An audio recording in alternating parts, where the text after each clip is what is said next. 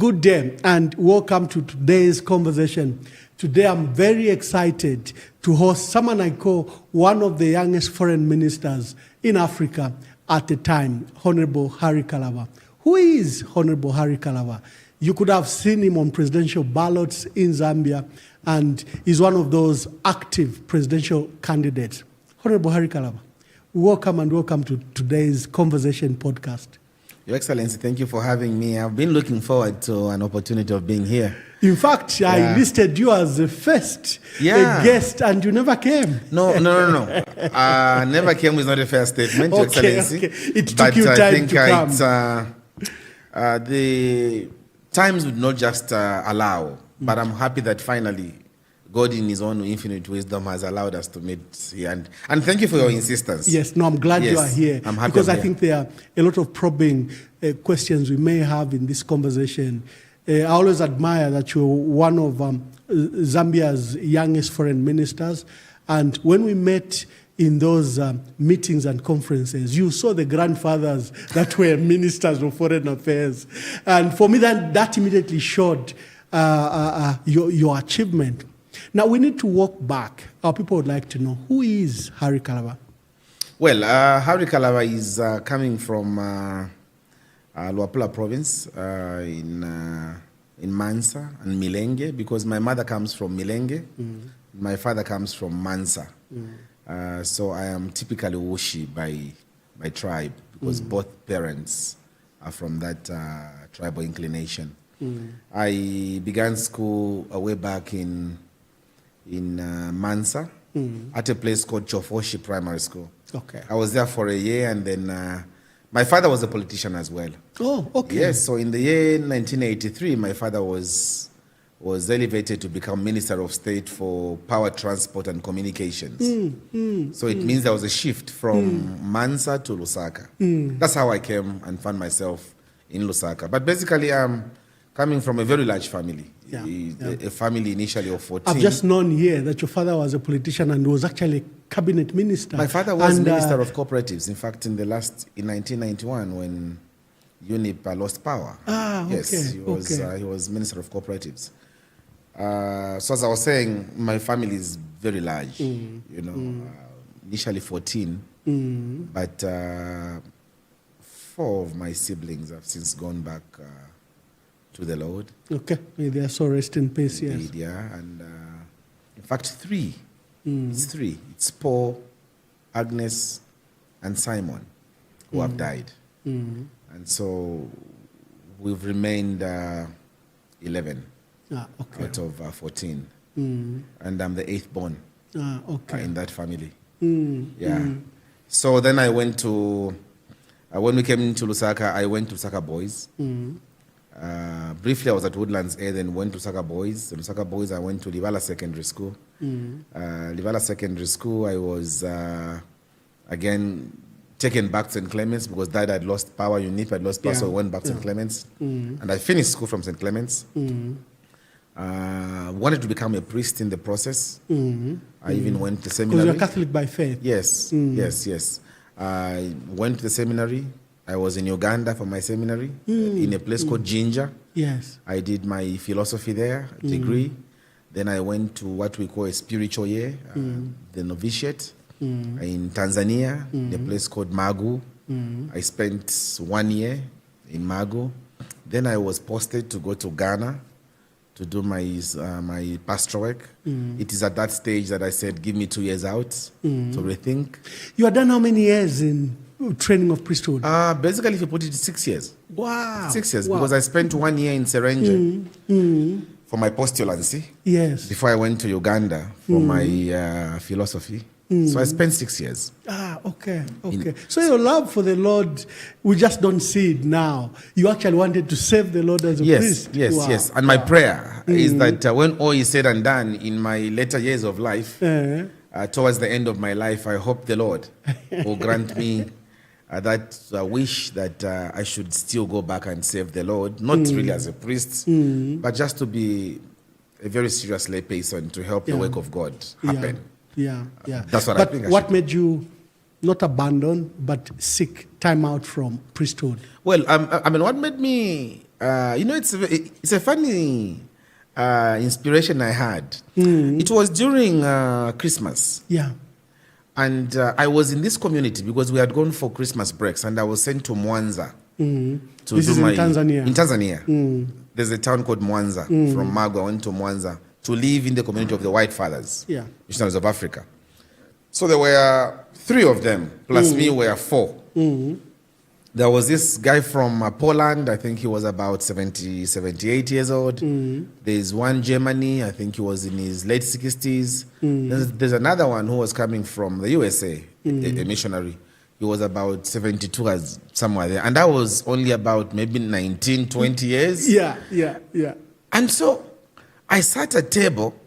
Then I heard some noise. People were celebrating Christmas out there. They were shouting. And there I was with the old fathers. And I sat there.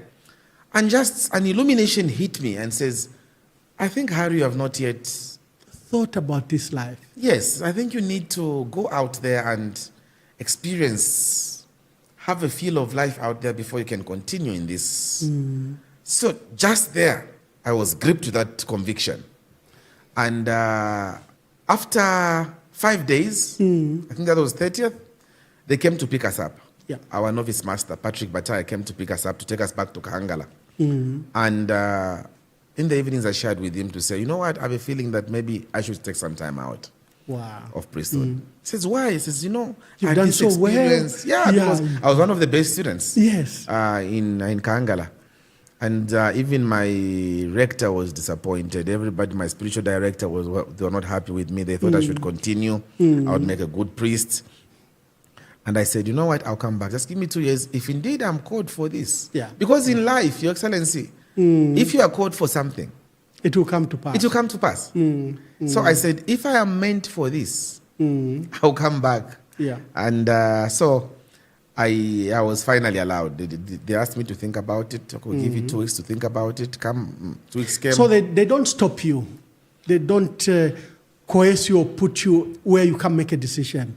They give you freedom to make such a decision. In fact, when you are in the novitiate, you make the decision every week. Whether you want to continue or not. Okay. Every week, you have to write that I want to continue. Every week, you have to write that I have to continue. Every week, for the 9 months that you're in the novitiate, you are always electing to continue or not to continue. And so people will choose to say, so me when I came... This is to test your will that you really want this, and that they are not coercing you. Yes. So me when I came, I wrote that I don't want to continue. I need some time out. So when they read it, they said, how? Yeah. Again, the next week, again, I elected to say I want to go out. Again, they gave me again, I said, I'm going out. They said, okay, I think this is from the Lord. Yeah. You can, because sometimes you can have a feeling that you want to go out when you should be able to continue. So for me, I elected. So, and then I went to Makerere University in Uganda to do my degree in public administration. Since I already had a degree in philosophy, they gave me a lot of exceptions, some courses I couldn't do because of my first degree. So I did my degree in public administration at Makerere in Uganda. Then I came back to Zambia. So when was this? Would you remember when you came back to Zambia? In 1999. 1999. 1999, okay. I came back. They say it's difficult to settle in society if you've been through priestly training. Because, for example, all your peers are already probably established. Yes. They're already in jobs. They could be managers or whatever they are. Yes. And when you come taken away from the shelter of the church, you somehow find yourself an outsider. How did you deal with that? The first week when I came back to Zambia, first before I went to university, I came. That's how I realized how poor I was. I realized and saw my poverty. Yes. Because I didn't even have a bed sheet, because everything was provided by the church. Yes. Food was provided by the church, and I had to stay with my parents. But thank God, one of the priests, I just came back from seeing him, called Devisa. He's now about 85 years old. He's the one who took me back to go to Uganda to go and study. And so I really thank him, because he says, Harry, I think you need to study a secular course. Because, he's the one that helped you now study that degree in public administration at Makerere University. Okay. So he sponsored me to go there. And when I went there, I finished and came back in 1999. Yes, you've asked a very legitimate question. Many people find it difficult. I think it is those that are asked to leave. They want to continue, but then the church also sometimes can tell you can't Has continue. to protect his rights. Yes, so they fail to move on. They want to continue being in the seminary when they have been told to go and think about it, or they've been told you can't continue, it's not your way of life. It's difficult for them. Yeah.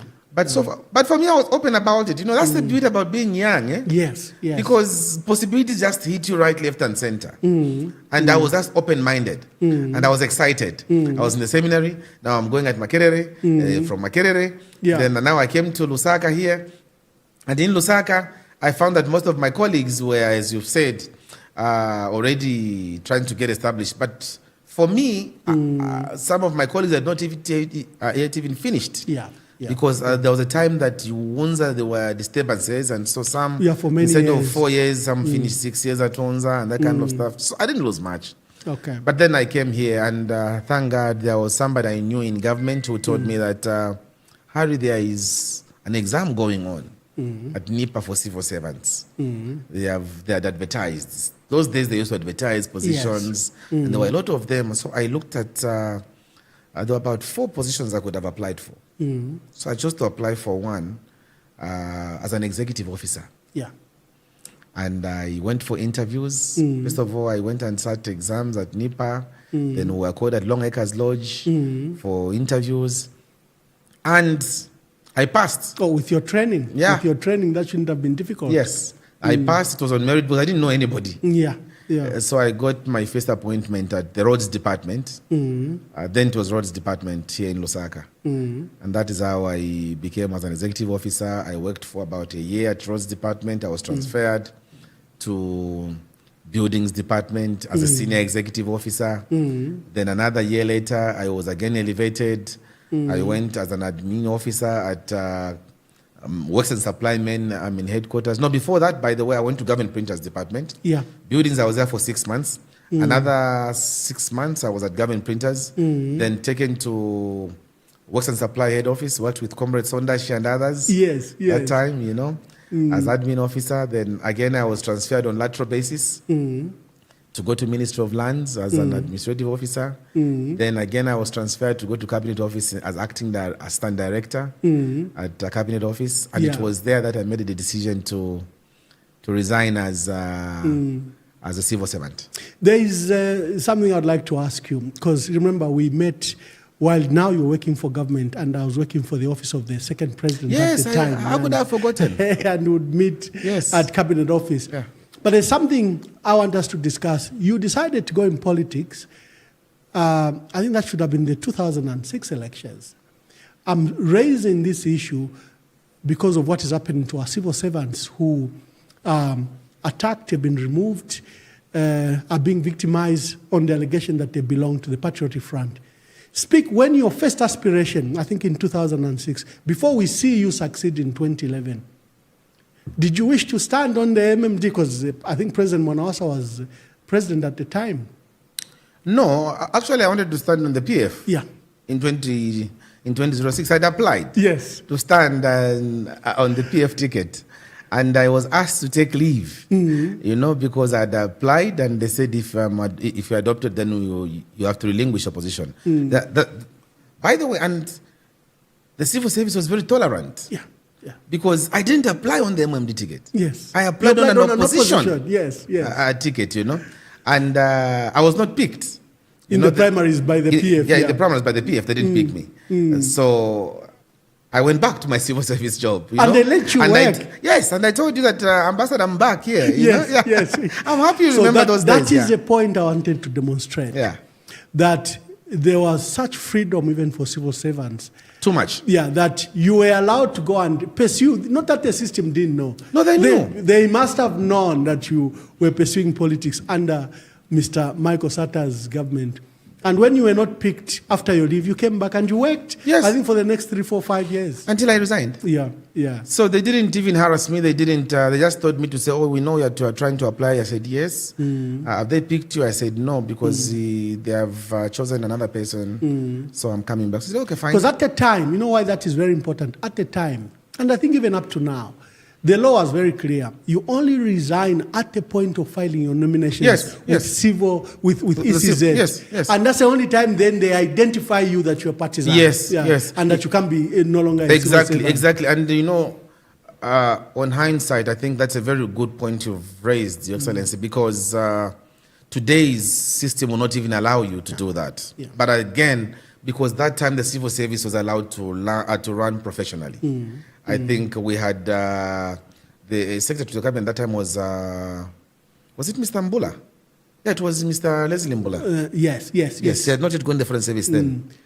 It was Dr. Joshua Kanganja. Yeah, Dr. Joshua Kanganja. Because Leslie Mbula, I think, was Secretary to Cabinet between 1999 to 2003. When I entered, I remember him because when I entered, he was my Secretary to the Cabinet. Yes, my boss. Dr. Joshua Kanganja. Yes, took over. Then Roland Musiska. Yes. Yeah, you're right. So I wasn't chucked. They allowed me to continue despite me supporting the PF in 2006. So why do you then, by 2011, decide to go into politics? To then again pursue the same position that you had tried to stand in 2006? Well, I think what compelled me to stand in 2011 was the fact that I saw the challenges the civil service was going through. I realized that the powers of the civil servants are very limited.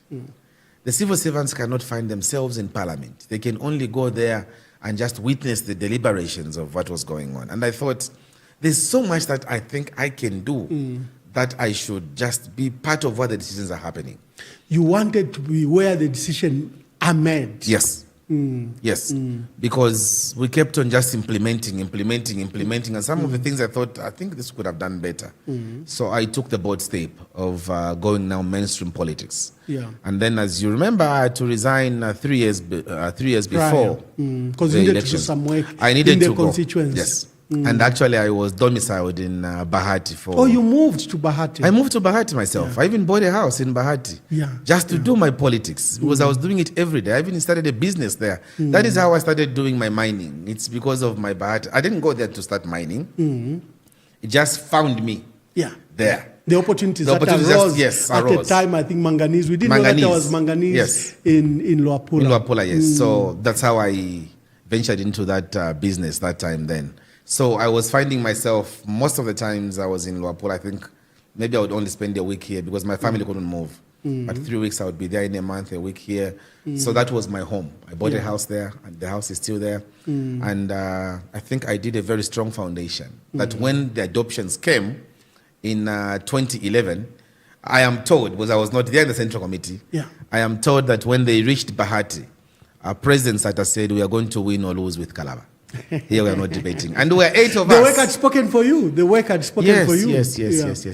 Now, tell us your work now. You are elected. You're a member of parliament for Bahati. You are young. You want to change this country. Just walk us through that journey. Well, it was very exciting. I remember the first time that I went in the House. I was one of the first ones to give my maiden speech. You know, when you're a member of parliament, a new one, you are supposed to give a maiden speech. And I think I was about the second person in that parliament. That's how enthusiastic you were. I was so enthusiastic. I wanted to speak in parliament, you know. And really, because I was making my maiden speech 6 months before the elections. Because I was sure I was going to win. You began to prepare. Yes. What were some of the elements in your speech? First of all, I was thanking my father. Because on his shoulders I was standing to be member of parliament. Does Bahati remember your father? I won myself. Yes. Because of my father. Okay. They said, Simon. My father was MP in there for 15 years. Yes. In Bahati. Yes. So, and then there was a period of from 1993 to 2011, I think there's a period of 17 years. And where then I came. Different MPs. Different MPs. There was. But they never forgot. No, because my father did a lot of projects in that constituency. So wherever I would go, they would say, Uyaka Wanga Wishi. He'll be like the father, this one. This one will be like the father. This one will be like the father. This one will be like the father. So word spread just like that. And so in my maiden speech, I said, Dad, you did recognize him. I recognized him in absentia because he had died in 2010. So 2011, I was member of parliament. So I recognized him in absentia and said, today, I stand here on your shoulders, representing the good people of Bahati. They have propelled me to this position as a result of the good works. Yeah. Because really on my own, I would have staggered and struggled, you know. But the 3 years I spent with them constantly, and my father's works, and plus Mr. Sata, who was a very popular candidate. Yeah. Yeah. It was irresistible. There were good factors. Yeah. Very good factors. What were the other elements in the speech? The other elements in the speech was the underdevelopment. First of all, I also thanked the immediate past MP, Comrade Besachi Mbaka. I thanked him and said, thank you for the work you've done. You've tried to do your best. I recognize your strengths, even though you have constantly refused to recognize my own strengths. But I think you've done your part. Yeah. Then I went on to highlight the many issues of the youths that the youths are going through. Alcoholism as a lack of employment in that area. We talked about the widows and the orphans who are struggling as a result of lack of social amenities given at their disposal. And I thought these were the many challenges that I was going to be battling with. I also talked about the issue of Mansa batteries, which could no longer function in my constituency. Yeah. And yet manganese was produced in Bahati constituency, a thing which I later on discussed with the President and the Minister of Finance to see how best that could be revitalized or brought to life. Yeah, yeah. But then, so in 2011, Mr. Sata makes a surprise win. I say a surprise win because the statistics and the pundits thought Arabi would win. The economy was doing very well. He had foreign reserves. The economy was really on his side. But I think he lost. The people weren't. Yeah, the people weren't because they had been tired. MMD had been in power for 20 years. So even if Rupiah Banda was new, had only been there for 3 years, they didn't think, they just saw MMD in him. They were fatigued. So Mr. Sata, who had tried in 2006 and 2008, makes that win. But you don't make it to cabinet. No. How did you deal with that? And you know, by the way, he calls for a press briefing. Yeah. And I was expectant. But somehow something was telling me he's not going to appoint me. You thought he would appoint you?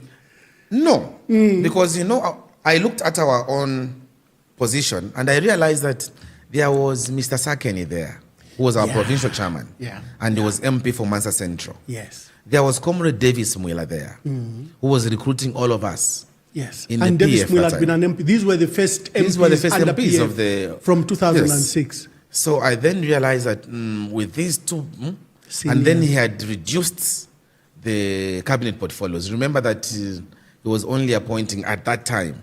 He had reduced it to about 14 ministers, and only 7 deputy ministers. 14 also deputy ministers. So only 28. Out of the 80-something. From the large government of that, that we were. So I realized, and they needed numbers. He needed to also appoint other MMD guys to be ministers because tribal we didn't have the numbers. Tribal balancing, and we didn't have the numbers in parliament. So he comes, and he was so basic about it.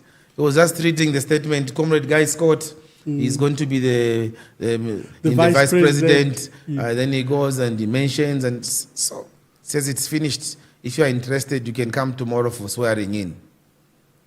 So my name was not mentioned. Yeah. And then I was a bit disappointed. He has left me out. I thought this man loved me. Yeah. So he didn't. Oh, that's how he is, eh? Okay. You know? But I went to the members' motel. Yeah. Because I was staying there briefly. And I meet Request Muntanga, may he so rest in peace. UPND veteran. UPND MP for Kalomo. And so Muntanga tells me, Harry, I saw you at State House and you were really expecting. He could see it in your face. You were really expecting and it couldn't come. Yeah. I said, no, it's okay. No, but don't worry. And he told me this. Yeah. Don't worry. Your type will come. It's a question of time. Yeah. That's what he told me, Muntanga. Your type, it's a question of time. I said, thank you, sir. Thank you, Honorable. And I went to my room and got my book, just started reading, and, you know, the disappointment. Then you become a strong voice among the backbenchers. Yes. In fact, the press is quoting you several times. You speak like you are not actually even PF, because you are speaking to some things I think that are even uncomfortable to the front bench. And I was summoned by the chief whip, that time, Yamfa Mukanga. Yes. summoned me. He did. He did. He summoned me and says, if you don't want to be in PF, tell us. So I said, no. The parliamentary privileges really protect me. And you know, my point was... What drove you to begin to criticize your own party? Because we made promises. Yeah. And the promises should have been started seeing. So I said, we said we are going to do this, that we are going to do this. We said we are going to do this, we're going to do this. We have not yet done that. When are we going to do that? Because we promised the people from the backbench. Yeah. And you know, surprised what happened? Yeah. When Mr. Sata had called for a caucus for all of us, he thanked me for talking in parliament. Wow. I looked at the chief whip, who had just been reprimanding you. And I told him, look, I'm on firm grounds. Yeah, the president supports what I'm doing. The president was supporting and even said, start embarrassing these ministers in that parliament. Yeah. They should be working. They should not be sitting there just getting fat. You know how he was talking? Yes. So continue talking. Yeah. Because there was myself, there was Steve, there was... Nixon, you know, the backbench was really hot. No, it was hot. It was hot. It was not hot from the UPN. It was hot from the PF. From inside the PF, you know. And unfortunately, what happened was that a year later, we were all appointed on the same day. Yeah, all of you, the vocal ones. Yes. You, Nixon, and Chiponde Mulenga and Kampyongo. I went in the office of the Vice President as Deputy Minister. Kampyongo went Home Affairs, Chilango went Home Affairs, and Chiponde Mulenga was, I think, Defense. Defense Deputy. Defense, I think after Mr. Mwila, Davis Mwila resigned. That was later. Oh, that was later. That was later because then I was elevated as Minister of Lands, you know. And my appointment as Deputy Minister came as a surprise because, you know, we were attending the Umutombogo ceremony. And President Sata came to officiate. Yeah. And we were at the sisters' convent where he was having lunch. So went there to greet him. And there was no space where to sit. Was able to sit on the chair. So I went in and I sat just on the floor in the corner. The president took notice of that action, you know. And he didn't tell me that he was going to appoint me. But he told Nixon Chilangwa that I'll be appointing Nixon as deputy minister. So you should start respecting him. Okay. He didn't tell me. So we remained in Mwansabombwe. Then I received a call from Joe Chela. 2 days later to tell me that I've been appointed as a deputy minister. You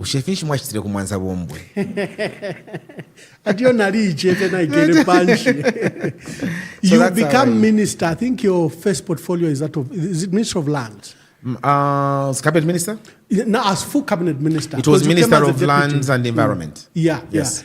You had been there in earlier, maybe 10 years earlier, in your early civil career. Service life, yes. And it's one of the very difficult ministries because, first of all, our land titles and our land management, I think, is not credible. It's a source of conflict. Yes. The thieves and conmen have invaded that space. Yes. And you, with the knowledge and experience having worked there earlier as an administrator, what did you do as minister to try to reform that ministry, also to protect, you know, the right to property by our people? I did 3 things when I was Minister of Lands. First of all, because the office of minister was it was impossible to reach by the customers or our clients as a Minister of Lands. So I said, my office every Thursday will be open to whoever wishes to see me. Whoever wishes to see me, because they were all congregating at the Commissioner of Lands office, and then they would not be satisfied, and they would not have anywhere to go. So I said, every Thursday, from 14 to 18 hours, I'll be meeting the public on land matters. And you could have seen how my office was. It was. No, it shows the extent of the crisis at that ministry. The second thing I did was that we were going to have a center where all problems could be put, and that management was going to be meeting every Monday to deal with the challenges that were submitted at the center. Okay. Then I also said, why should a country like Rwanda, 17,000 square kilometers, have much more people have title? Because Rwanda has got about 90% of the people are sitting on title deeds. you know. While us in Zambia, we are not sitting on title deeds. At the time I was at Ministry of Lands, there were only about 200,000 people out of a population of about 18 million who were title deeds. So what I did was that I was going to go to Rwanda to study the system. So I went and briefed President Sata that I needed to go to Kigali to go and study how Rwanda has managed to have almost everybody have title. And from there, I proposed to him that I wanted to go to Israel because in Israel, every land is titled. So I also wanted to go and have experience. And he was very supportive. He gave me authority. So I spent 7 days in Rwanda. They took me all over Rwanda as lands minister. Then I went and spent another 7 days in Israel. Went all over the place to understand. What have we been doing wrong? Yes, what have we been doing wrong in the land management? And then do you know what I realized? I found out, Your Excellency, that just land alone can fund this economy. Wow. Just land alone. Forget about anything else. Just land alone can fund this economy. Because most of the people in this country don't own title deeds. They don't have title deeds. And you know, with title, you can do anything. You can go to the bank. You can go to the bank. You can borrow against it. You can do a lot of things with that. It gives you that security. And you can't be poor, you can't be broke, so for as long as you're sitting on title.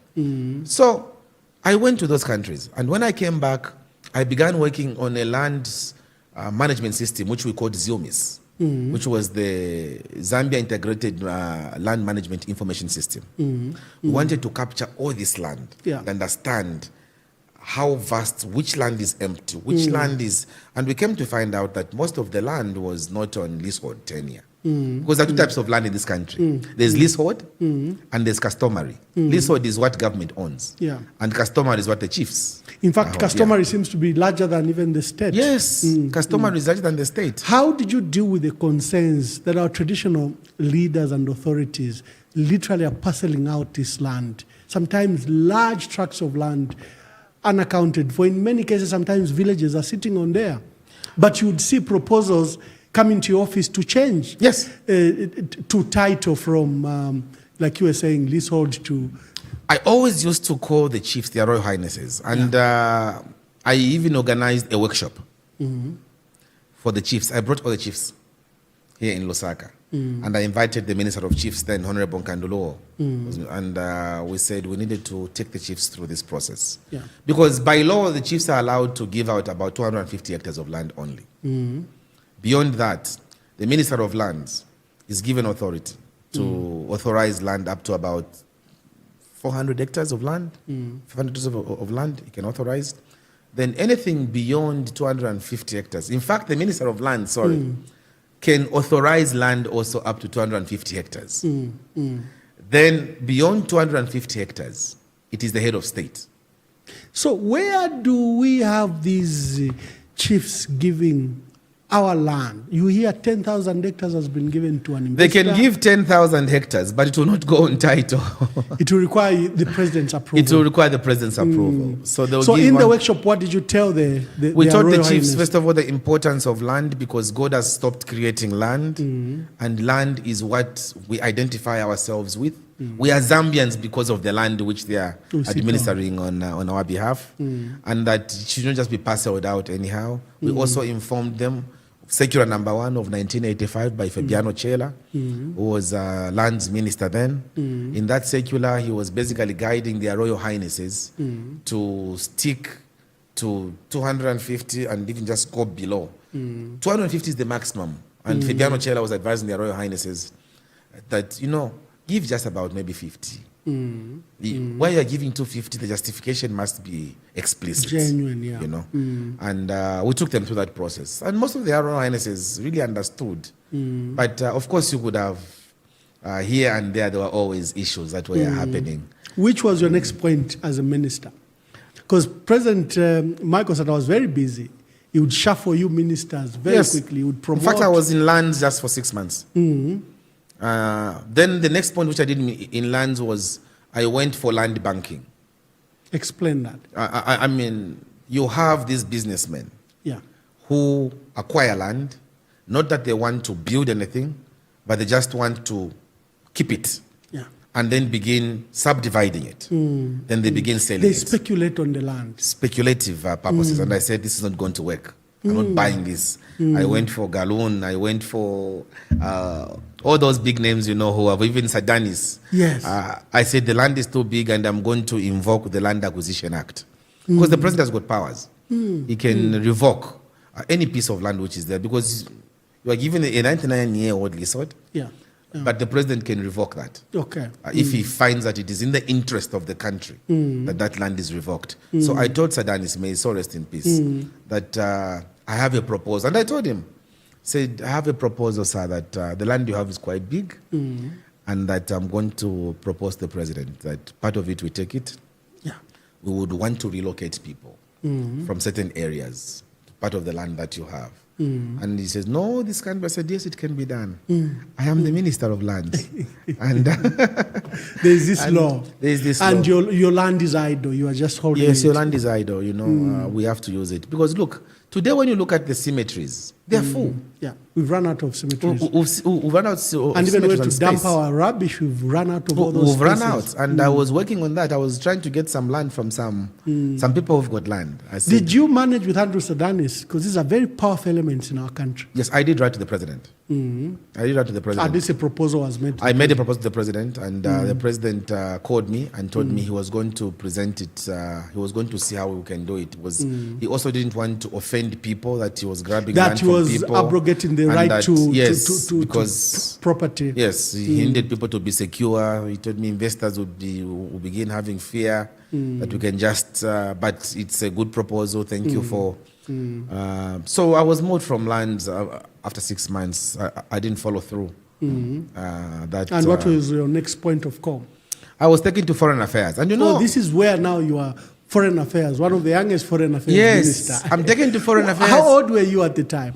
I was 38. Yeah. I was 38. When I was lands minister, I was 37. Then I was 38 when I was at lands as Foreign Affairs. I was in Livingstone on Youth Day. I was officiating Youth Day in Livingstone in 2014.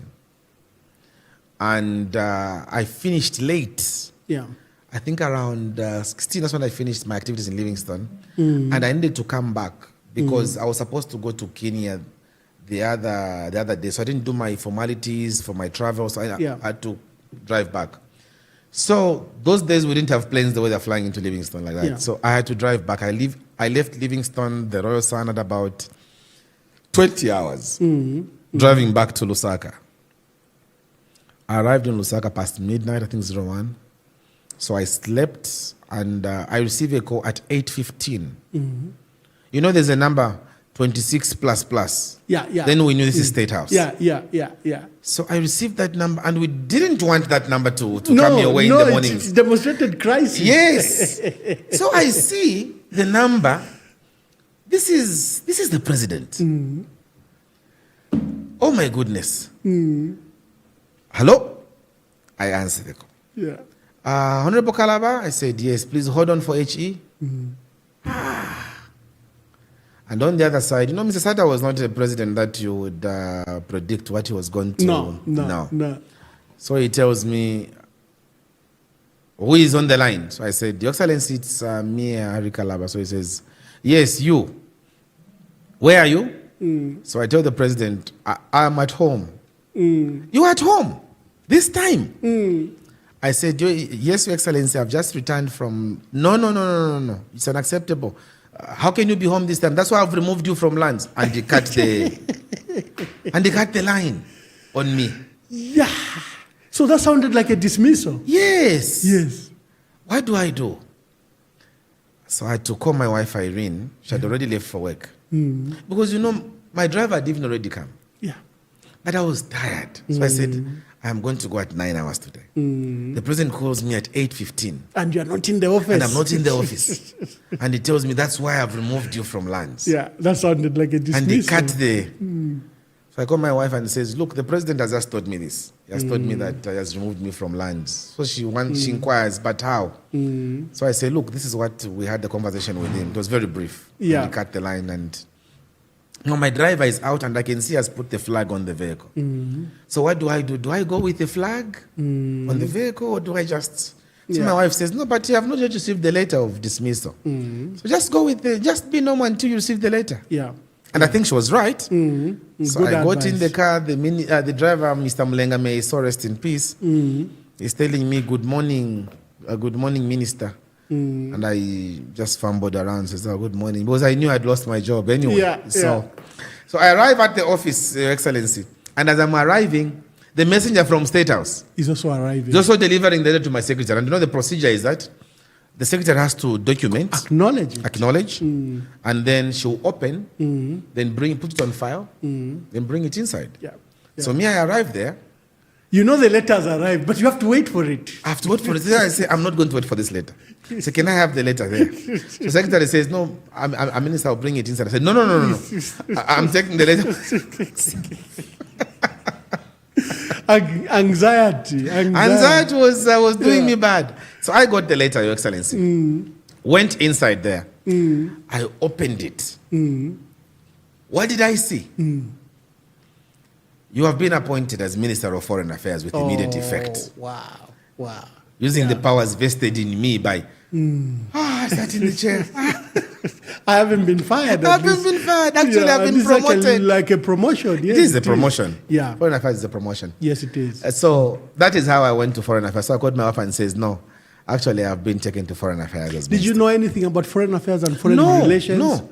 Actually, I didn't even have interest in that ministry. I didn't have interest in that ministry because I didn't think it was a good ministry. Too much traveling. I was getting comfortable with lands, dealing with chiefs, dealing with land matters. Trying to have the land policy enacted. Yeah. And so I was really busy. Yeah. And my Thursday land clinic on Thursday was just keeping me close to the people and hearing their challenges and dealing with the challenges. I was comfortable. But the president saw it fit to remove me, and I was at Foreign Affairs. No, you did a lot of good things, and we appreciate you when you're at Foreign Affairs. But then walk us through at Foreign Affairs. At Foreign Affairs, I found that there was, I found Wilbur Simosa there as my minister. And incidentally, even at lands. You swapped? At lands, no. Oh, okay. Yes, we were swapped. Yeah. Because Wilbur went to agriculture. I was taken to Foreign Affairs. He had been there area before you. He had been at lands. Yes. So I took over from him. Yes. He went to Foreign Affairs. Yes. Then again, I went to Foreign Affairs to take over from him. But I can tell you one incident. Yeah. There is this meet and greet the diplomats every year that happens. And before I was foreign minister, in January, the president invited me to attend that meet and greet the diplomats. So I think he had been thinking about it already. Yes, but listen to this. So now, when he's introducing me to the diplomats, after he does his speech, so he's introducing me as minister, he introduces me as foreign affairs minister. Wow.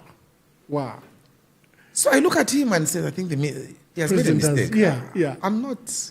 So I say, Your Excellency, I'm lands minister. He didn't even Respond hear me. to you. So he passed. So then when he appointed me, so I said, he was introducing me. He had made it in his mind already. Yes. He was actually introducing me. He was very strategic what he was doing.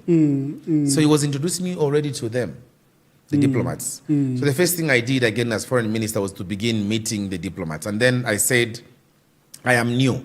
Yeah. Just like I did at lands. Yeah. At lands, what I did, even as office of the vice president, by the way, I forgot this aspect. At office of the vice president, I was new. So I went and sat with President Lungu because I took over from him. Yes. So I went and asked him, please help me. How can I?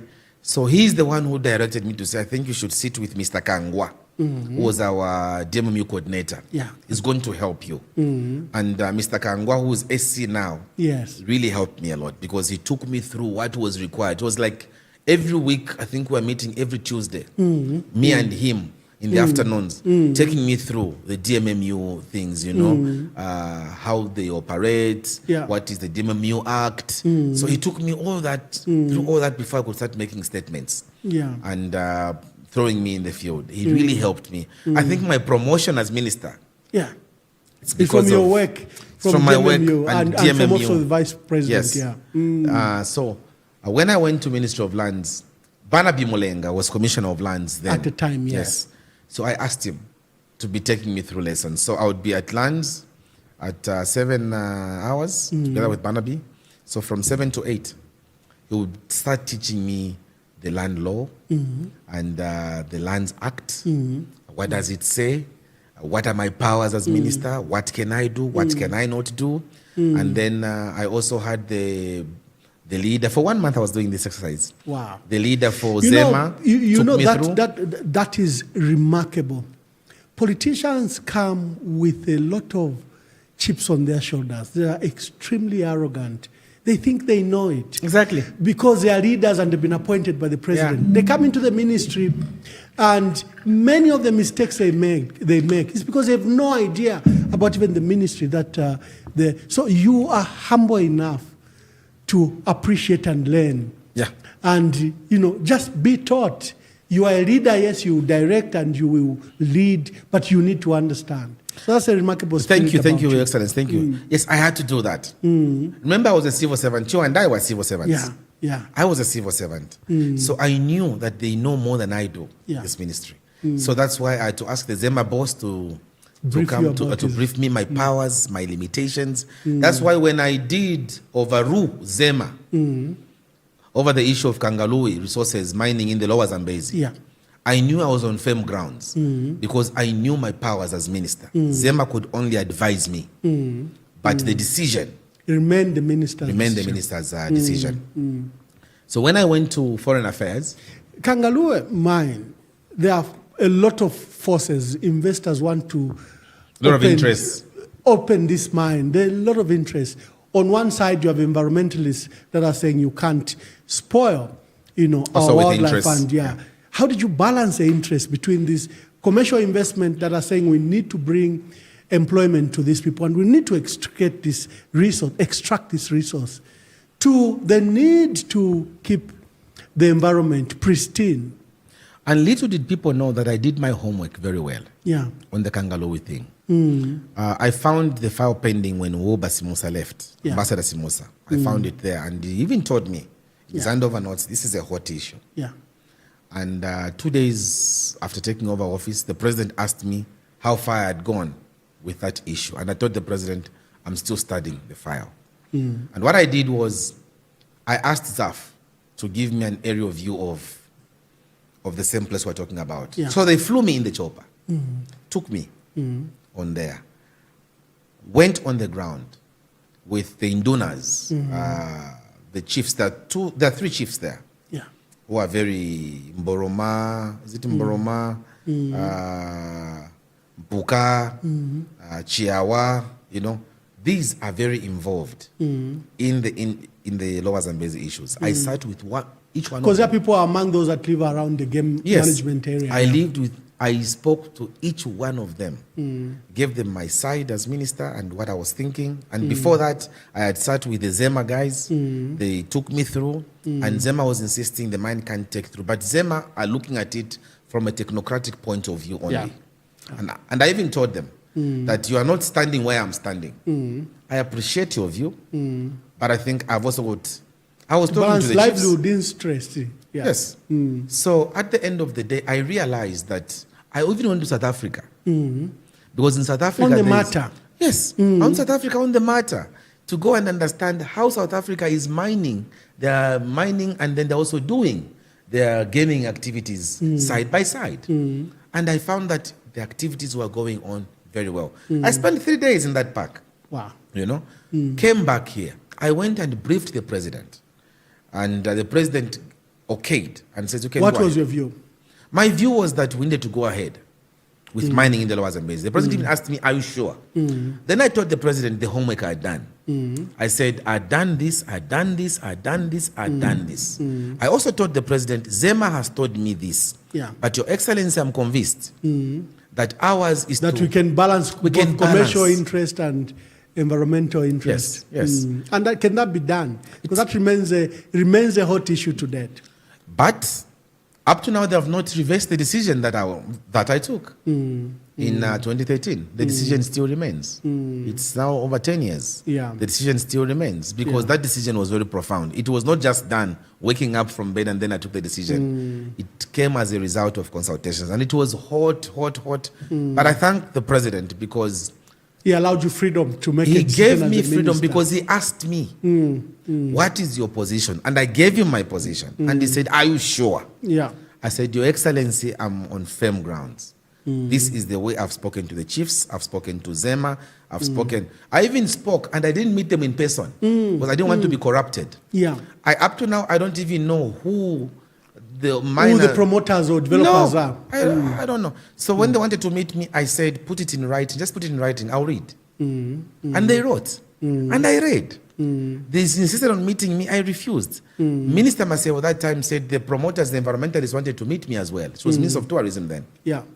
I declined. I said, I don't want to be influenced. No, I didn't want to be influenced. So I said, just let them write. No, they want you to go there in the Lower Zambezi and here. I said, I'm not going there. Just let them write. They didn't know that I'd already gone there with Zaf.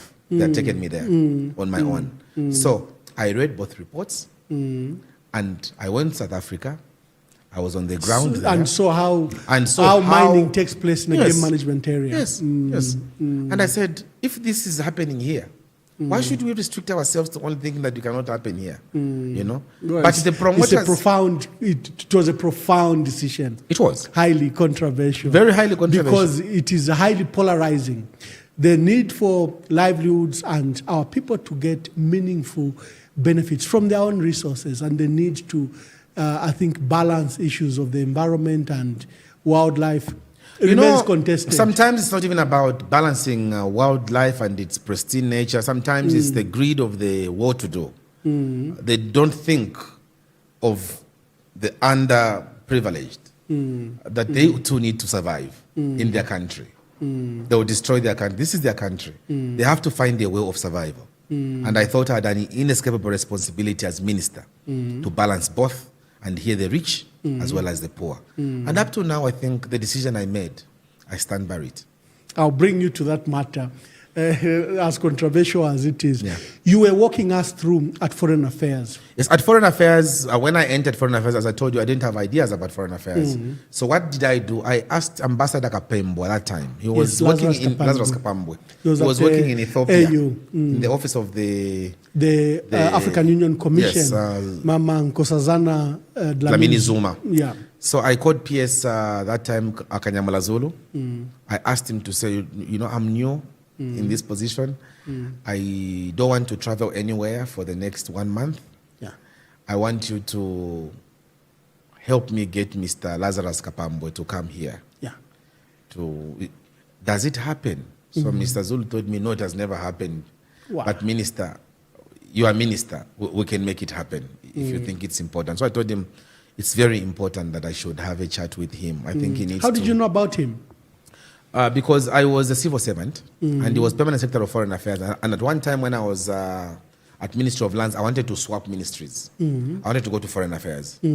So when I went there, he told me it is not me who should bring you to foreign affairs. It is... as a civil servant, you wanted to swap ministry. Yes. It's Public Service Commission. So if you want to come to foreign affairs, you should go to Public Service Commission, then they'll come to foreign affairs. I said, okay, that is fine. So from there, I didn't even want foreign affairs anymore, because I said, so they want to keep their foreign affairs, let them keep it. Yeah. But then I found myself there.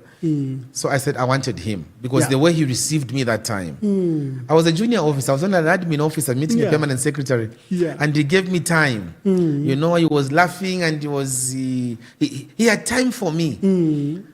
So I said, I want him to come and teach me foreign affairs issues.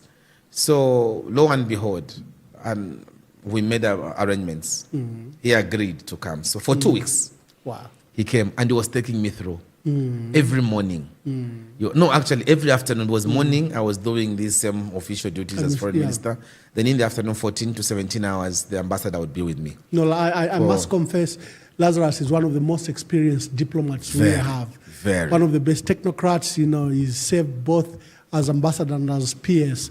And in renowned big missions like Washington, New York, and Ethiopia. So he was a good candidate to actually walk you through. Yes, and I'm happy that I sat under his tutelage. You would want to not, even as far back as even a month ago, I still consult him on issues where I think I would ask, Ambassador, what do you think about the Ukraine-Russia war?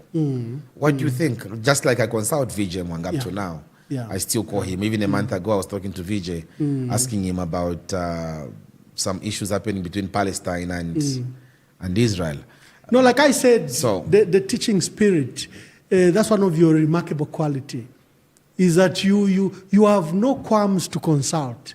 I also consult you, Your Excellency. Many times. Many times I've called you to there ask. are very few leaders, many leaders I can tell you and confess, from presidents to other ministers and just people think they know. No. People think they know everything. No. And they never know that life is a learning process every day. It is. In fact, we become better at what we do because we consult. Exactly. And we consult many people. Exactly. So like when they see you eloquent and with this knowledge, they have no idea of the Where I'm process getting behind it. it. I'm It's to using their the- credit. I'm It's to using their the credit. brains of Yes. Kapambwe. It's I'm to their using- credit. yeah. You know, my criticism with President Ndechilema, I will come there, is that people should have a spirit like yours, where you are willing to learn. When you find people in offices, respect them. Yes. But it doesn't compromise your leadership in any way. No. It doesn't compromise your vision. People makes you better. Yeah, people think that it might constrict your vision. It doesn't. No. It actually makes your vision No. better. Thank you, Excellency. I think I'm happy that I've called you not once or Yeah. twice or Yeah. thrice Yeah. to Yeah. say, what do you think on this position? How would you put it if you were you? Yeah. How are the details of this matter? I think Yeah. I've called you Yeah. before. Yeah. The same way I've done that is the same way I've called others. And I don't think because I'm running a political party and when I consult you, then I am belittling myself. No, not The at fact all. is you are Not a at all. diplomat. You know these matters. You are doing this on a daily basis. So your levels of absorption of diplomatic matters is not basic. Yeah. You know, so I have to benefit from your experience. The economic diplomacy you introduced at Foreign Affairs, you and President Lungu. Okay, before we come to President Lungu, we have the unfortunate time. You're Minister of Foreign Affairs. I think there was that difficult period. Our president is not well. But our people can't be told that our president is not well. Even when we can visibly see that the president is not well. I remember that probably the most difficult period must have when you took him to the UN, his last mission to the UN. Because he was at Parliament. I think there was a dark cloud in Zambia when the president came to Parliament. When he appeared. When he appeared in Parliament. And in the night we saw all of you take him to the UN. And while we are at the UN, we are hearing rumors he has died. Then we see you address in his place the United Nations. Just walk us through, because you've worked with the president from campaign period from 2006. You've been deputy minister. Now you are part of his chief diplomat. He is a chief diplomat, but you are his second in command. Yeah. Then there is this difficult period. I don't know how comfortable you are to speak to that, but you can. You know, that is one of my most difficult times of being Foreign Affairs Minister. First of all, I was young, as you said, and I said, if I don't manage this period right, I will break it for many people that are coming, especially young people. It's for the country. For the country. You know, first of all, there was a restriction done. Many people don't even know that only the vice president was allowed to see the president, and myself as Foreign Affairs Minister. No, we're not aware of that. Yeah, so there was that restriction which was put. I remember at one time I found President Lungu at State House, was trying to meet the president, and they couldn't allow him to go and see President Sata then. So it was only myself and Guy Scott as Foreign Affairs Minister, because I needed to allay fears that would have come. So I used to go to see the president. And it was a difficult time for me as well. When I'm asked to give a ministerial statement, so me and Guy Scott would confer. And we understood the depth of the illness of the president. But again, you don't want to set the country on fire. Yeah, true. So our Guy Scott gave me strict instructions to say, I think the condition of the president will not be shared with anybody else. I think we'll respect his privacy. And they respect the family. So we'll not talk about it, but we'll see how we can handle it, so that the public should know that they're still in safe hands.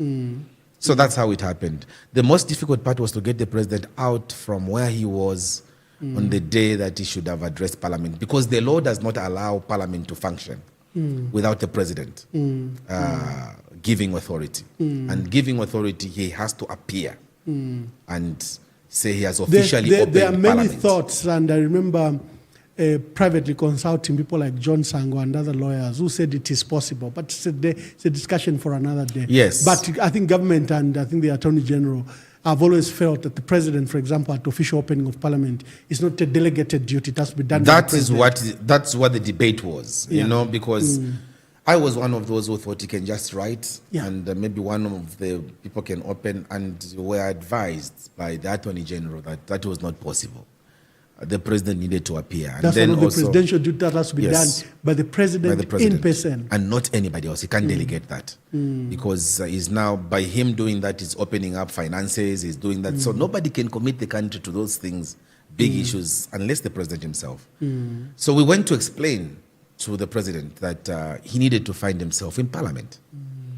And the President kept quiet and said, okay, Chirifye, I'll come.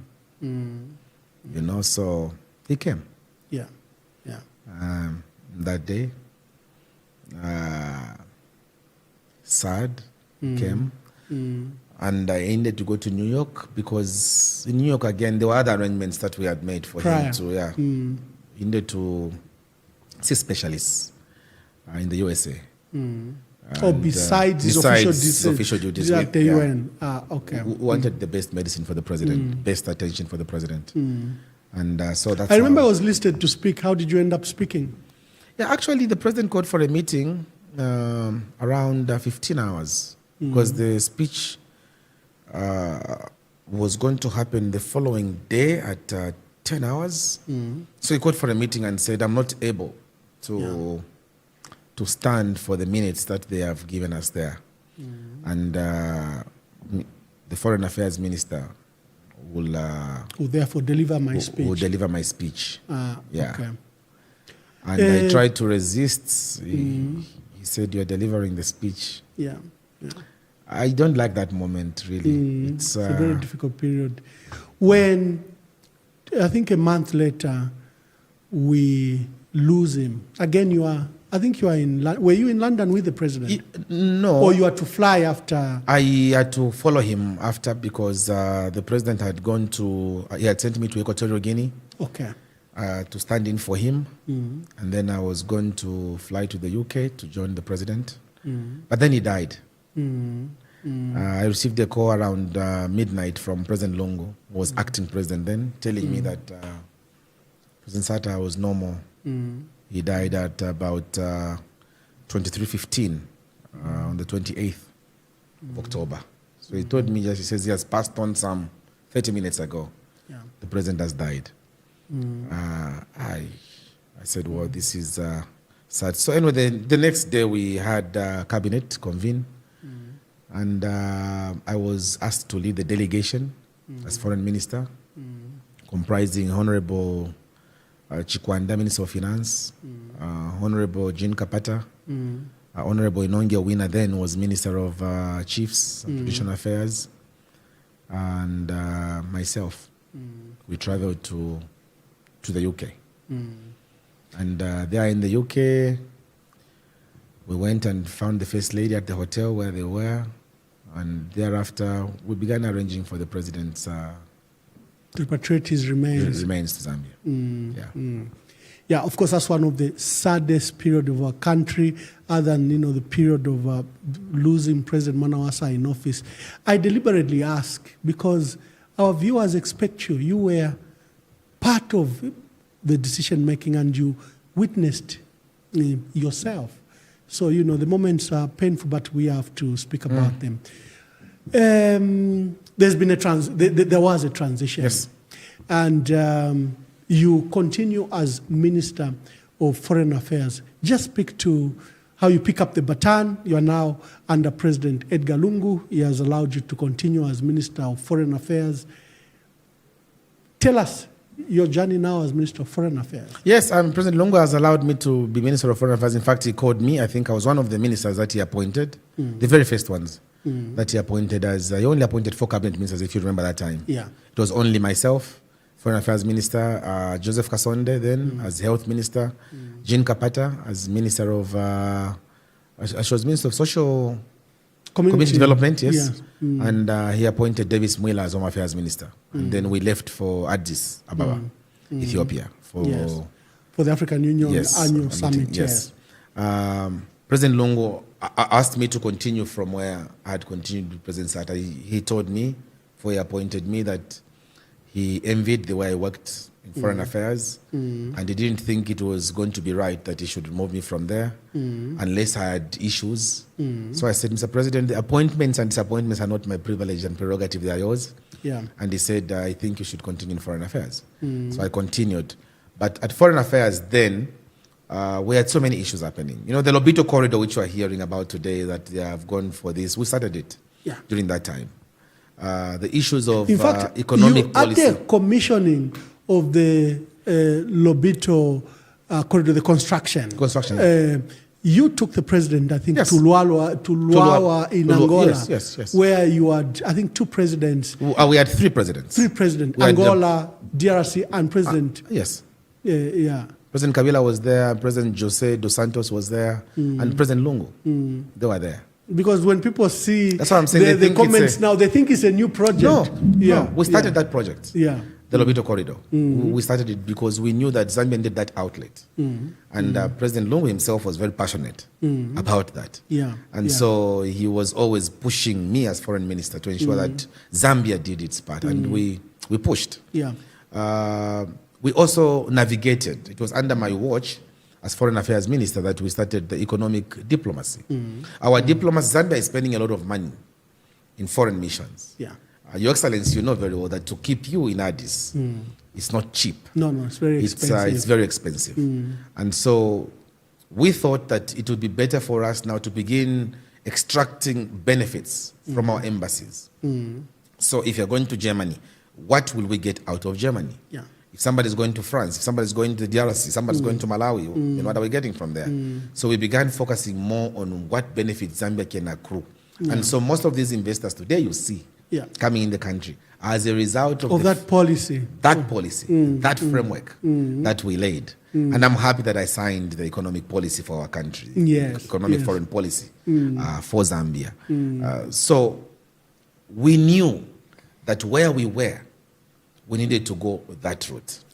We also introduced the issue of embassies stopping to rent. They needed to have their own properties. You know, that's how you had the issue. There hadn't been investment from Dr. Kaunda. When Dr. Kaunda invested heavily in embassies, buying housing and offices across the world. And then we lost it over, I think, in the 90s when we began to do cash budgets and frugal management, and we closed many missions abroad.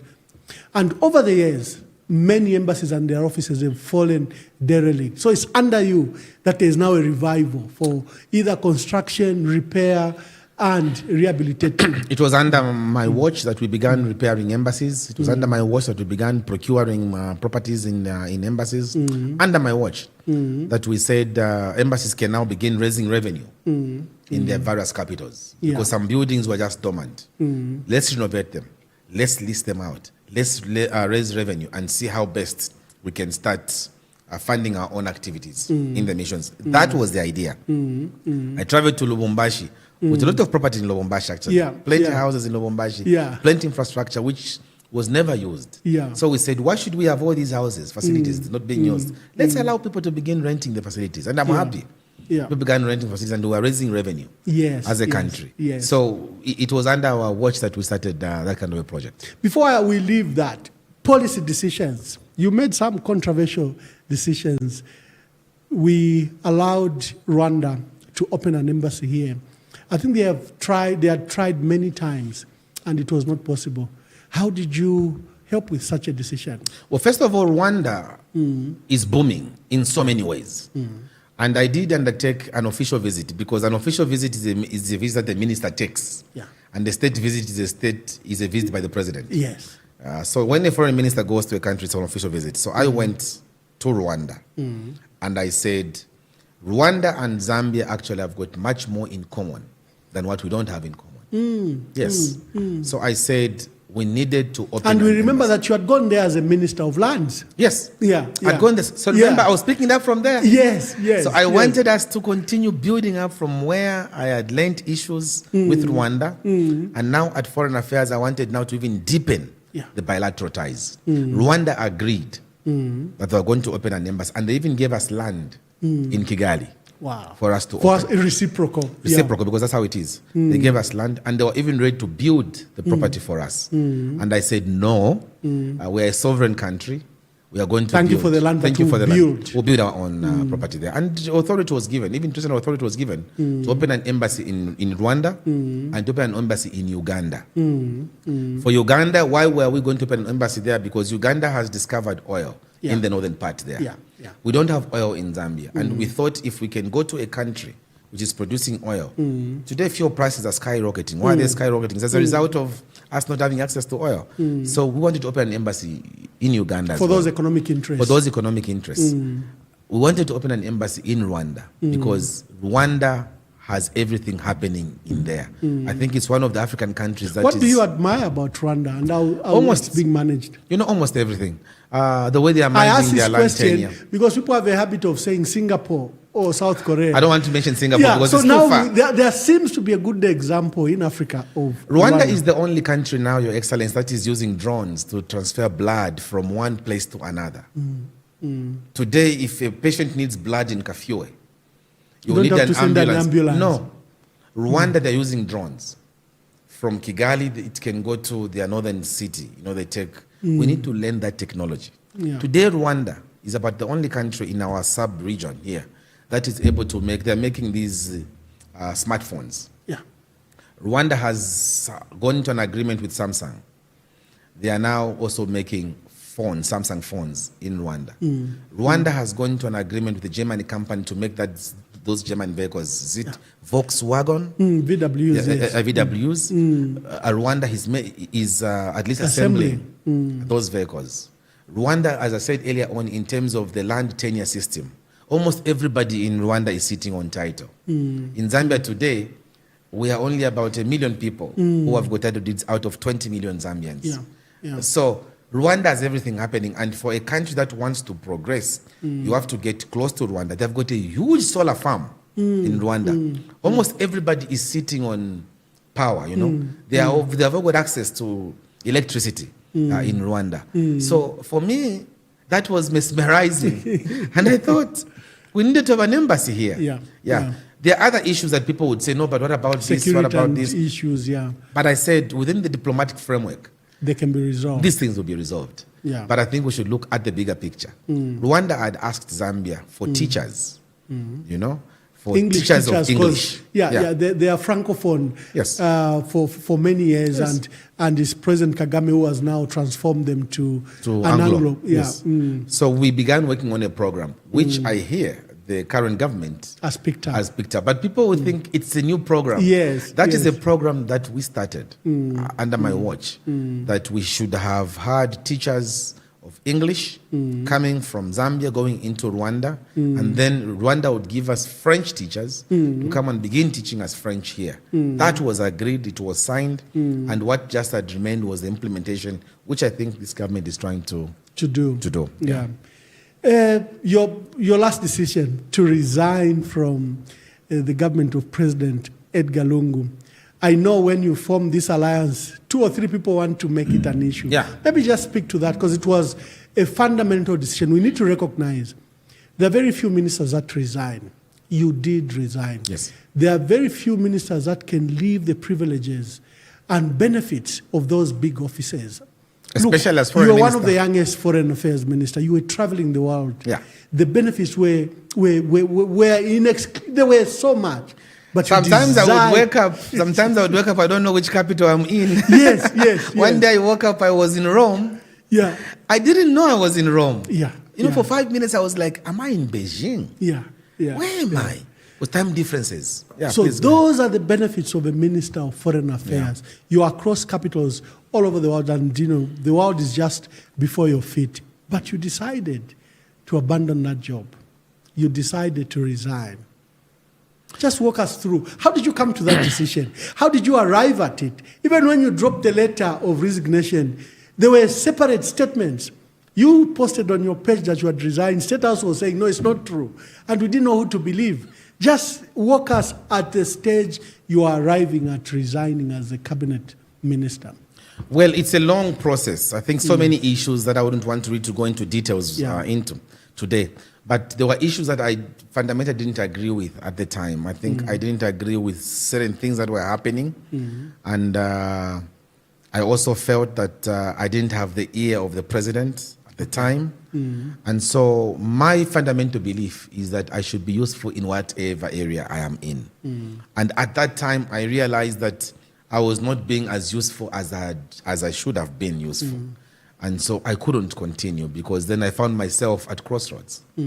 Whether to keep the job for my own personal aggrandizement or to keep the job for the sake of the Zambian people. I joined politics from the civil service, not for me to be eating bread and butter. It was for service. It was for service. And that is why I'm happy you have known me for a long time as a civil servant. Yeah. That is why, for me, I never did any business with government. Not even to supply paper or anything. I didn't want to entangle myself in that because I have believed public service must be public service. Period. If you have an interest, at least declare your interest. You can't be a politician and at the same time you are also a businessman. Mixing the two is complicated, especially if your interests are in government issues. So I reached that threshold and said I was going to resign. And so I asked for a holiday, which was generously granted. So your request for holiday, I think you went to France or in Europe. I went to France. Yeah, 2 weeks prior, was trying to inform yourself whether you could resign or not. In fact, had you come to a decision then to resign? 3 months before, I'd already resigned technically because my secretary would tell you, Mary, that I stopped going to the office. 3 months before? Yes, I stopped going to the office and every correspondence was coming to I would only go to the office if there are these ambassadors coming in and I needed to, they needed to present their credentials to me. And, you know, I didn't want to alarm anybody. Then I would go. State House didn't notice that you haven't been coming to the office? I think they didn't, but they didn't also, I didn't also attend cabinet. Yeah. For the 3 months before, I never went to cabinet. And they didn't notice? I think because of foreign affairs means I hardly attended their cabinet meetings, so they thought it is the usual. But I was not attending cabinet. At one time they were having cabinet, I went to see Dr. Kaunda. And Dr. Kaunda informed him that I was going to resign. And he asked me why, and then I explained to him why I was going to resign. He kept quiet for some time and said, young man, listen to your heart. Yeah. That's what he told me. So eventually, when I was convinced, after 3 months that I couldn't continue, then I went to France. Why France? I used to go to France often. Remember, I've got scars on my forehead. That's the unspeakable thing. People don't know.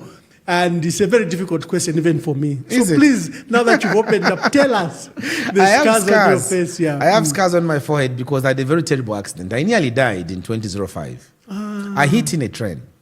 In a train? In a train. Where was this accident? You know, as you're going to Police? Yes. There's a railroad crossing there from Garden Compound. So it was in January, the 16th. They had grown, their maize had grown. And incidentally, that day, the train didn't have lights. It was in the night? It was in the night, around 19 hours. There were no lights, the maize had grown, the train was coming, and I was cruising, trying to cross there.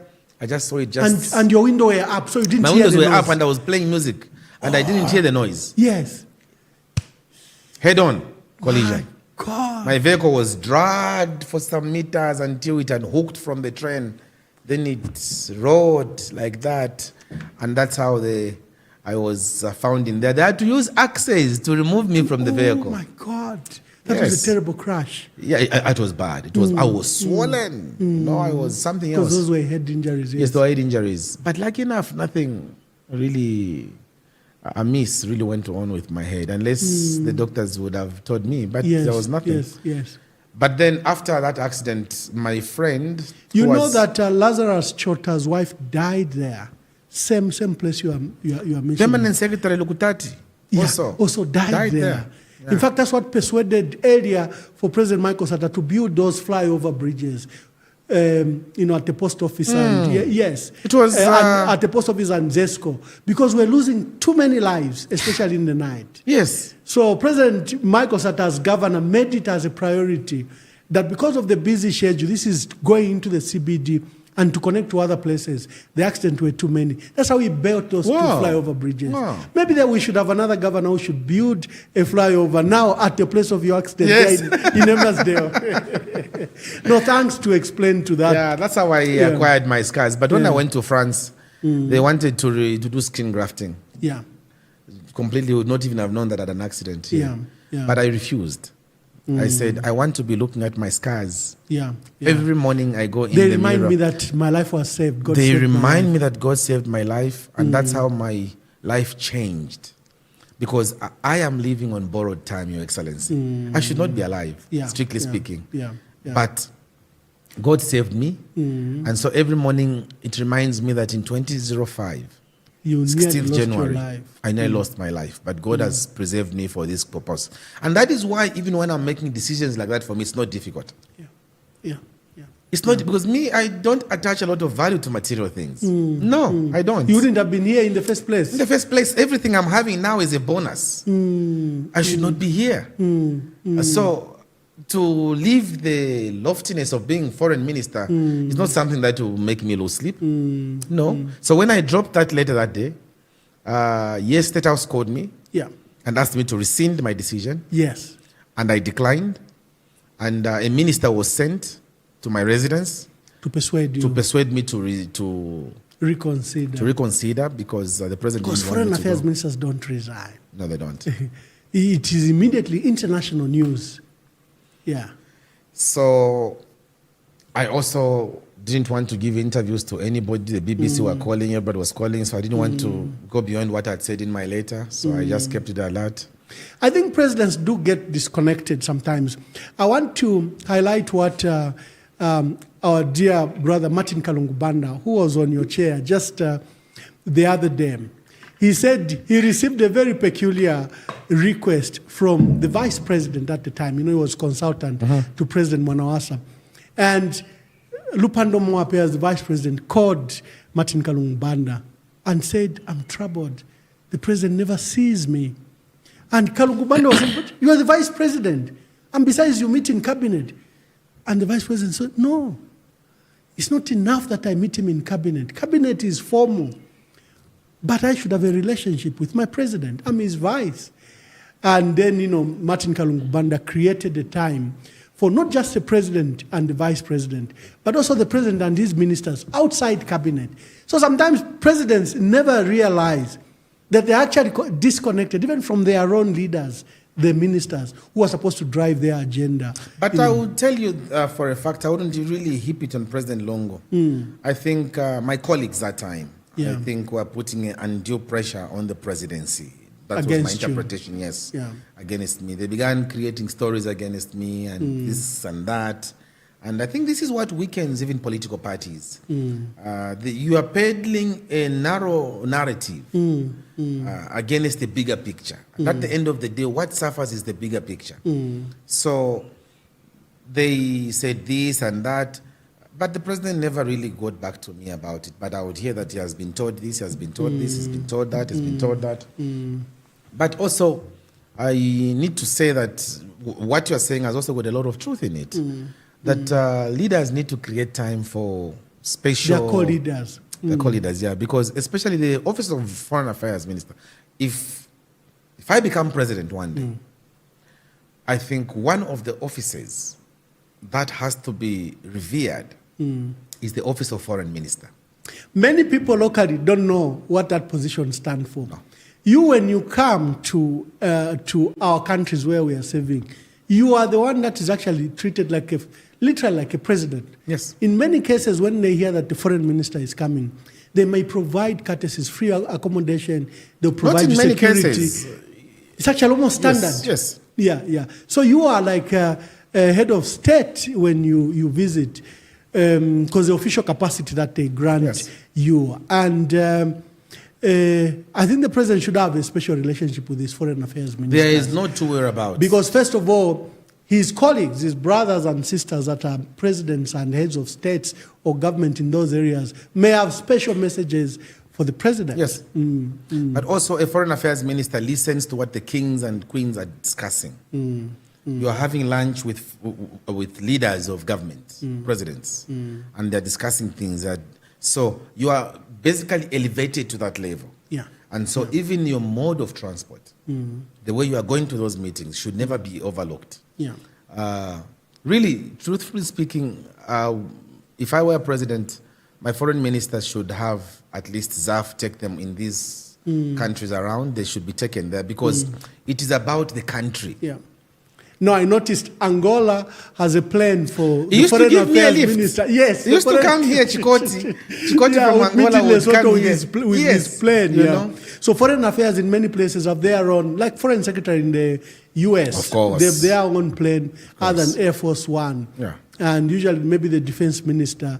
I think that's just to demonstrate the importance It's a serious position. That office. Very serious position. It's been vacant for the last 2 months. What are your views? You know, President Hakainde Hichilema has never really taken time to understand the importance of foreign policy. He does not understand unless he is going to declare himself as foreign affairs minister. That is also fine, because he can be foreign minister. Yes, he can be. And then we'll understand. But to leave it vacant the way he has done, and he has continued to perform roles of a foreign affairs minister, is just not on. No, that office is very important. In fact, some of your colleagues... Kaimbe won't commit Zambia. No. Some of your colleagues are actually back home, prime ministers. They hold dual role. Usually a foreign minister is either deputy prime minister and foreign affairs minister. Or prime minister and forein affairs minister. Yes. Because of the importance of the office. Because of the importance of the office. And it's so critical.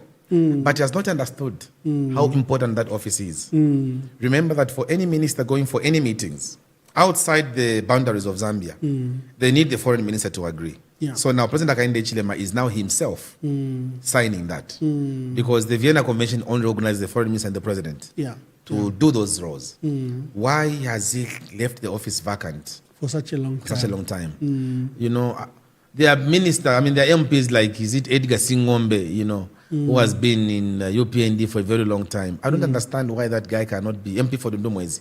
Yeah. Why he cannot be a minister. With his experience. With his experience. He's been in that parliament. I found him in parliament. Spent almost 10 years in that parliament and I left him there. Yeah. And he's still there. And he still does not merit the attention of the Republican president. This is just showing that he has got no confidence in his colleagues. He doesn't believe in them because it cannot take 2 weeks. When I resigned as foreign affairs minister, the position was filled in quickly. It was filled in within days, and it was filled in despite the effort I was putting in as foreign affairs minister. Yeah. They would have been stuck. The country should have been stuck given the recognition I earned at the African Union. You were there. Yes. You know, in Addis, at all levels. But the president was able to appoint a foreign affairs minister. Within 4 days, there was a foreign affairs minister there.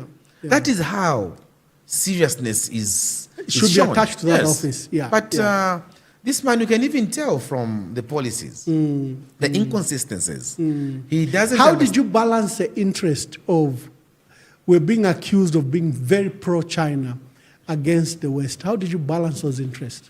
First of all, I was very clear. My directors at Foreign Affairs, and I want to thank them. Yeah. I want to thank Chalwe Lombe, Isabel Lemba, who is this lady now? Ambassador Chivanda. Who is this lady now? I think she's now ambassador in Geneva. Luambia. Yes, Luambia. Luambia. You know, these people were sitting me down at Foreign Affairs.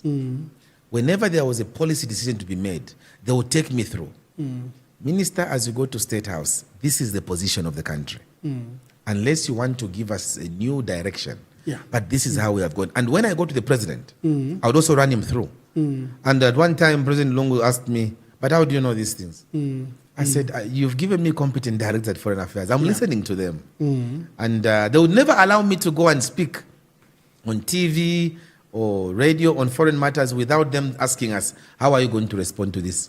There would always be a mock exam, like if I'm presenting a ministerial statement, in the Parliament. House. Let's say it's at 14:30. Yeah. So 12 hours, an hour before lunch, they would come. All of them, heads of departments. A minister, the ministerial, and the Aspirations member was naughty for that, you know. She would come, a minister, there's a ministerial statement. Yeah. What are you going to answer? Yes, reading you're going to read, but it's the follow-up questions. Yeah. Are you not going to spare just 30 minutes of your time with us? Said, please come. Yeah. So they would come. Then they would tell me, what if they ask you this question? How will you answer it? What if they ask you that? How will you answer? So they would train me. So when I go in the house, and you know, most of the times, You could rely on Zambia's foreign policy, yes, its history, and So then that China- would guide. So China, for us, was very clear because China is an all-weather friend of Zambia. We are in international relations because of our interests as a country. Yeah. We are there for our interests. Our interests in the West are not the same interests we have in the Far East. The interests we have in the Far East are not the same we have in the Middle East. Yeah.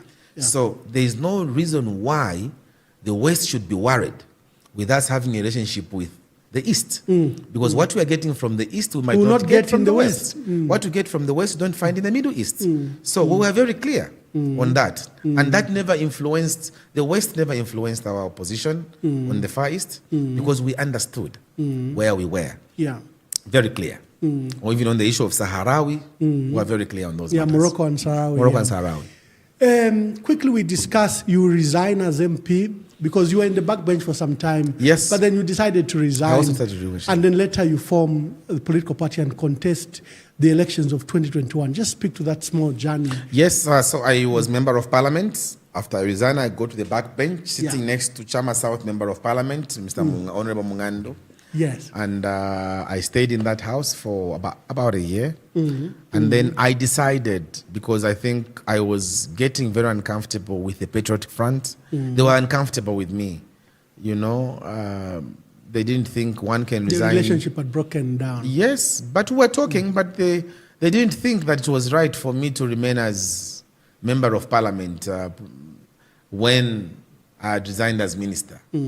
I don't know why the thought was like that. I mean, freely I gave up that position, but they wanted me to also go as a member of parliament. Mulalwa sana kuluapula, mulalwa.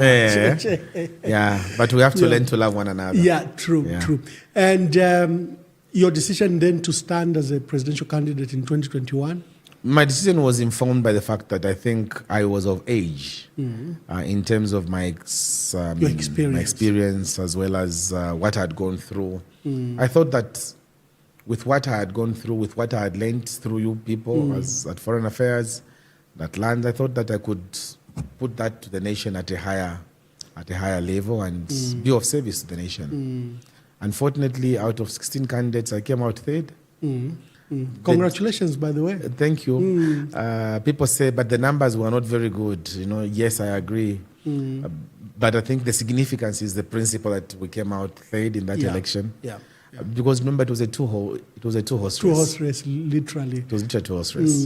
And some people were still thinking of us. Yeah. So they put At us least there. they thought about you. Yeah, Yeah, that's a hallmark. I know you didn't vote for me. No, I didn't. For one reason, I want you to come again, try again. We've seen your political career.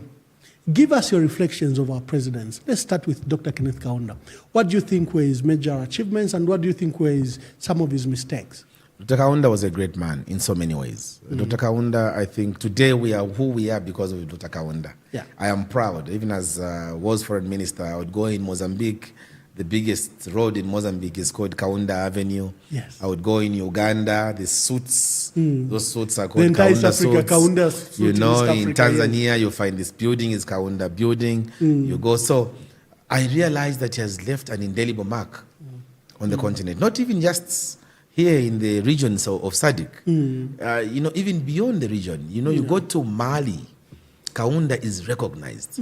You know, you go to Ivory Coast, Kaunda is recognized. I was feeling proud. Yeah. So he did a lot for our country. I think most of us are educated, speaking English still here because of Dr. Kaunda. So he has done a lot of work. His biggest weakness was basically to overstay. He overstayed. Yeah, if he didn't, he would have been the Mandela of our country. But he still remains in his own right. Yeah. He's a liberation icon who made this country go through a lot because of other countries. He sacrificed a lot. Nobody, very few countries, if at all there's any, would say they got their independence. Those that got independence after Zambia would say they got it without Zambia's hand. Dr. Kaunda was chairman of the non-aligned movements, was chairman of the OAU at some point. So he was everywhere. So we are proud of the record that he has left behind. No, in one meetings I met colleagues from South Sudan, and one has kept a diplomatic passport that he used to travel. And Dr. Kaunda, at the time that we had given, he would give these countries that didn't have a state or were victimized in their countries, and they would travel as Zambians. Yes. So you are right. Obote was a Zambian here. Yes. He has a Zambian passport. The foreign minister of Uganda, Okello, was staying here with his father. Because his father was once a president. Yes. So he too had been in Zambia, Zambian passport, because of his father, Tito Okello. So he would come into Zambia and go back. That was Dr. Kaunda. He gave Zambia to the African continent. Dr. Chiluba? Dr. Chiluba also came through a democratic dispensation. I think he had 75% of the vote at the time. Clear mandate to become president. And started on a very good note. Brought technocrats in his government. We saw under his watch, that's when we began seeing non-government organizations coming to light. It was under the law which Dr. Chiluba brought to the fore. Dr. Chiluba also, I think, the only thing that could have taken away from him was the aspect of, again, wanting to go for that third term. But also Dr. Chiluba, remember, I think he did a lot of good, although we don't speak about it. He did a lot of good. He demystified the mystery surrounding the transport wars, that were surrounding the country. He made sure that he introduced a policy where DC-10s, those vehicles, DCM, buses would come in duty-free, all in a quest to demystify the transport challenge that UBZ at the time was going through. The biggest challenge, I think, which Dr. Chiluba entered into was to privatize the national assets. He found well over 270 parastatals. But all those under he trusted Mr. Akainde Hichilema to help him with the privatization of those parastatals. And so we lost a lot. And many people died as a result of that privatization process. So that could have been a dark side of President Chiluba. But President Akainde Hichilema has always argued that he didn't participate in the privatization No, he participated. Policy. But of course he did. He did participate. There could have been a government policy. Without any malice. Without any malice. And some of us are not into being malicious. True. President Akainde Hichilema participated. And we can begin demonstrating here. Even his wealth. Even his wealth actually was made, is explained by his role in the privatization policy. Basically, he was just undervaluing our national assets, to those who are buying them, and then he gets kickbacks. That's how he got his wealth. So if he says he was not involved, then I don't know how you get involved in these issues. In these policies. President Mwamba. President Mwamba really brought the corruption levels very low in our country. The economy began picking up. Remember, I think it was under his reign that we even had this debt write-off. I think the principle of frugality was very high under his reign. I think the usage of public resources was well measured. And that was a civil servant under his reign. You and I were civil servants when Mwamba was there. Mwamba, what only took away from him was it is viewed that he didn't appreciate President Chiluba for the role that he played in making him become president. I think you don't pay someone in that manner that Chiluba was really paid. Chiluba meant well. He could have had his own mistakes. All of us are bound by human frailty. But the manner in which you treat a fellow, a colleague, I think, there Mr. Mwamba should have done better than he did. Just that score, I think, took away a lot from him as an individual president. Yeah. Rupiah Banda. President Rupiah Banda's presidency, he promoted a lot of diplomatic relations for Zambia. He was a diplomat. A man who the diplomacy in him came out. You easily fall in love with him. Everybody was important before him. He would respect everybody before him. But also, he believed in selling Zambia to the outside world. But he also he took Mr. Chiluba out of the challenges that he was going through, because he thought that was not the way Zambia should treat go. Former presidents. Yes, former presidents need to be treated with some decorum, as opposed to what we see now. And I get surprised why there is this tendency in this country of always seeing a former president as a target. Just why? I pray I become president. Yeah, I'll demonstrate to this country that leaders are to be respected, including Mr. Hakainde Hichilema. I would not be happy to see him going at pains. I mean, if there's anything that the law provides, that there's anything that they did, anything wrong, it would not be because I have a hand in it. But also, those who are pursuing a former president must ask themselves, is what they are doing going to benefit the nation much more than the rift they'll create? Yeah. It's a matter of worry. We've seen in Botswana the two presidents, at loggerheads, and one former president, G.N. Kama, is actually living in exile. There hasn't been a sound relationship between President Cyril Ramaphosa and Jacob Zuma. You'd even go to Angola. Dos Santos, I think, didn't die, with a peace of mind because of his successor, Lorenzo, I think, pursued him very harshly. And in Zambia, it has even gone to even start parastatals and state-owned enterprise, where the current managing director has to pursue his previous MD. I am not happy that, for example, even Kalu and our brother Kamanga can't sit down. I said, where is this spirit coming from? It's destroying ourselves and learning from our predecessors. It's a bad spirit. Yeah. It's an evil spirit, which we have to fight. Yeah. Yeah. Remember that at some point, even President Hakainde Hichilema will have to leave that office. Yeah. Yeah. And we are praying that it is in 2026. When he leaves that office, he doesn't want to be treated unfairly or harshly. We would want him to rest peacefully without... And pursue his interest. Let him pursue his interest. President Lungu now should be busy. There are issues happening. I mean, the man ruled your country for 7 years. Yeah. Whether you like him or you don't like him, he should now be busy, even on the issues of Israel and Palestine. Remember, it was under his reign that an embassy in Israel, I opened the embassy in Israel under his authority.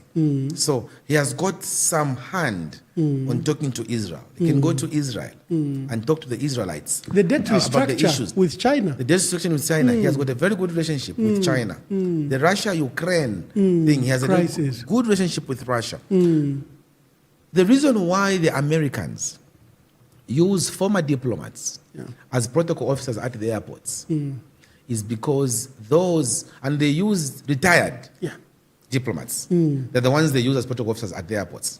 It's because they know the language, they know how to handle a VIP, they know how to, you cannot just get people and pack them. A former president is a reservoir of huge knowledge. Huge connections. Why would you want not to use him? At my level as Foreign Affairs Minister, I never went to the African Union meetings without calling either Bakalombo Mwansame, he's so rest in peace, but Vijay Mwanga is still alive, you can ask him. But Rupiah Banda himself, that's how we developed a rapport, because I would call him and ask. Depending on the agenda that you would see, you would say, this one would help me on this matter. Yes, I would call him and say, if you were in my shoes, Bakalamba, I'm just going to represent you there. Would you... I went further even to propose that we needed to begin using former foreign ministers as envoys to go out, and that is how you build character in a country. A former president should be one that we should be seeing the issues happening in Mozambique between the north and... He should go there. Send him there. It means Zambia is represented there. Send him in the DRC Congo. Oh, there were these elections and this opposition is complaining. Mr. Lungu has had a relationship with Mr. both Katumbi, parties, yeah. has a relationship with Mr. Chisekedi. Send him to talk to both parties.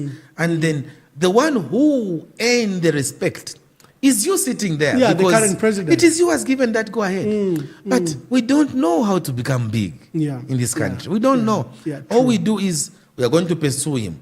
He will dance to the music. Which music? Which music? Shame on you. Yeah. We should allow former leaders to rest in peace.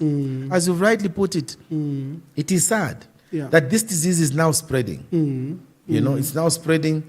Dr. Kaunda was pursued by Dr. Chiluba. Dr. Chiluba was pursued by Manawasa. Manawasa was pursued Darabi. Sata pursued Arabi. Now Akainde is pursuing, is busy pursuing ECL. You don't need to do that. You don't need to do that. And he will realize quickly that as a former president, you become very vulnerable. And that you rely on the goodwill of your brother.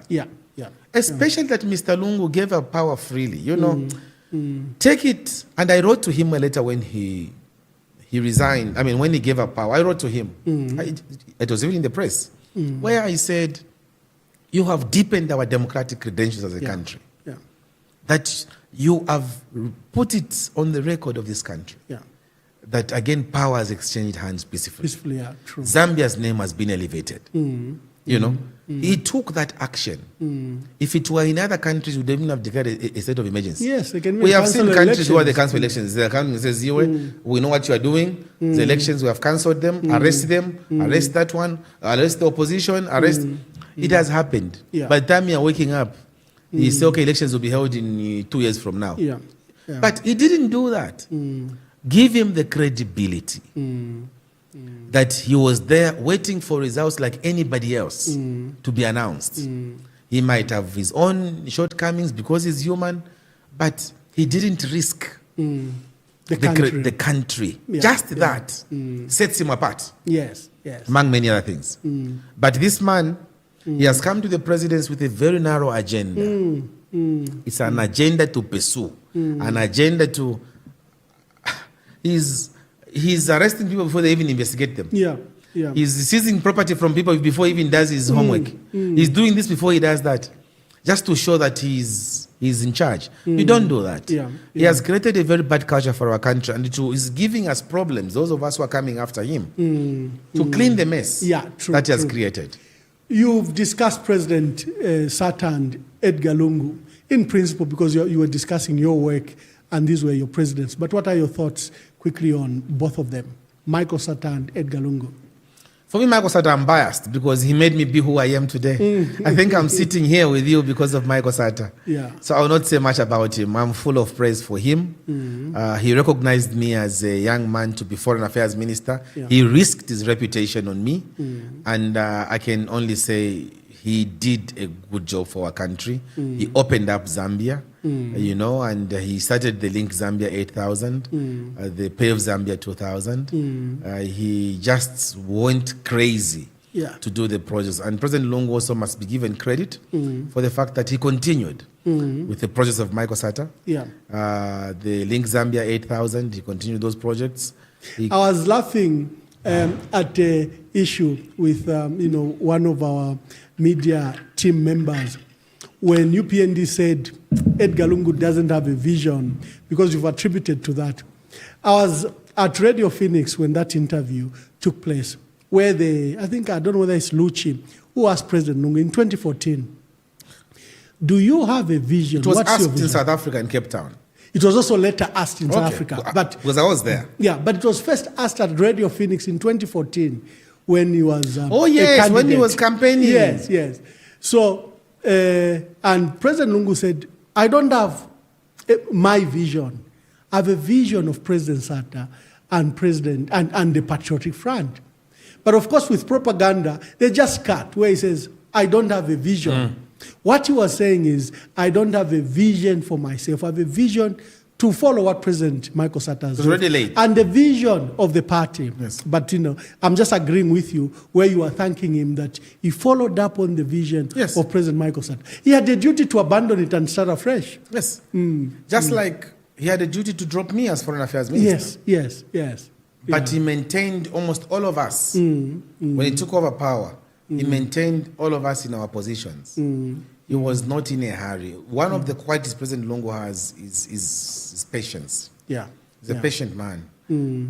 Sometimes you even get offended with, but he's very patient. Yeah. And so he kept us. He knew some ministers didn't agree with his presidency, they didn't support him, but he still said no.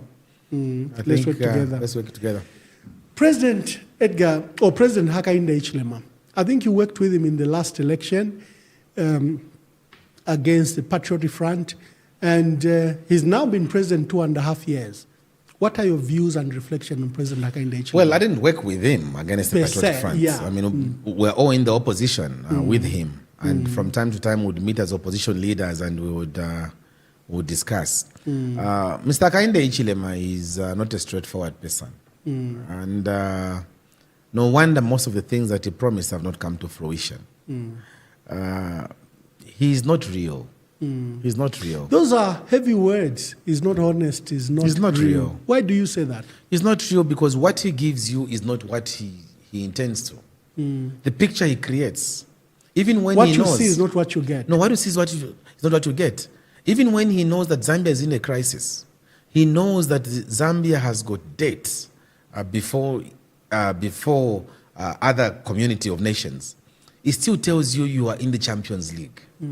How can you be in a Champions League with austerity measures? Because when you've got debt, it means there'll be austerity measures. That's how it goes. But he tells you we're in the Champions League. He speaks superfluous, fabulous things, sweet nothings, and then people begin believing, no, he's going to do it. He is still in the old school of thought, where he thinks politics is just to say anything. Yeah. As long as it is sweet, people will like it and you go ahead. He went ahead to tell you and I that when I become president, you will see the kind of cabinet I'll create. You just wait. Yeah. He was not even ashamed to tell us what kind of cabinet he'll create. He has the cabinet there. What is there for us to be telling us just wait? You see what I will bring there? Nothing. So almost everything he spoke about never saw the day of light. 10 hours. When I become president, 14 hours, the dollar will collapse. The price of mealie meal will come to 50 kwacha per bag. The fertilizer price, from the 400 you are buying, it will now be 250 per bag. The fuel price, you are buying at 17 kwacha per liter. When I come, you'll be buying at 6 kwacha per liter. So he's been living in utopia. He's in an enclave. When the first year, you were actually very quiet. People were saying, where is Honorable Harry Kalaba? Why is he quiet? Maybe you were giving him a benefit of doubt. Yes. Did you privately begin to consult and tell him, Mr. President, I think there are these mistakes? Did you engage him? Yes, I did. Because you were comrades from the opposition together. Yes. And like you were saying, prior to elections, he even asked me to work with him. Okay. He even asked me to work with him and I declined. Even when he won elections, he asked me to be a special envoy. Even he offered his private jet for me to go to Mozambique. And I declined. Because I knew this man, he wanted just to finish me politically. He himself never accepted to go anywhere when he was... in any case, because a lot of people there who want your attention. Why do you want me who's not in your party? But that is typical of Mr. Hakainde Hichilema. I was talking to him, yes, but we differed. Because I think his understanding of me was that I was going to be agreeing with him. Support him. Because he would call me and we would talk for over an hour and that kind of thing. So he thought I would support him like that. But did you feel he was patronizing you? He was patronizing Like me. to silence your voice? Yes. Because he says, why are you speaking? My brother, you've got my direct call. That line which you have, not many people have it. Why don't you just come to State House? Then I told him on the phone, I said, Mr. Hakainde Hichilema, the opposition doesn't work like that. Me, I'm in the opposition. My role is to bring out. Then I should just resign. If my job is to use your telephone number to alanda then I should just go back and begin doing my farming or mining and I don't deal with you anymore. So he didn't like that. And then one day, I issued a statement. I said, the president said that all those civil servants who were dismissed unfairly because of political reasons were going to be brought back. And we have not seen them brought back because they said there'll be a commission where they'll be going. So I asked, just a genuine question I asked. I said, which commission did Shapa Wakunguma appear before for him to be reinstated? Which commission did Sia, what is his name, this man? Sia, the one who is, Siandenge, police commissioner. Yes, Siandenge go to. How come others are getting positions without following what you said? And oh my goodness, didn't he call me at about 23:30 in the night? Yes.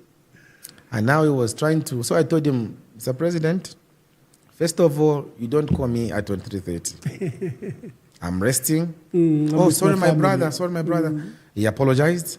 So I said, don't you ever try to call me again in the night. It's disrespectful. Me, I'm not your minister. Me, I'm also a president of a political party, and I've got people who believe in me. Yeah, they respect me, and I expect you as a party, as a fellow party president, to respect me.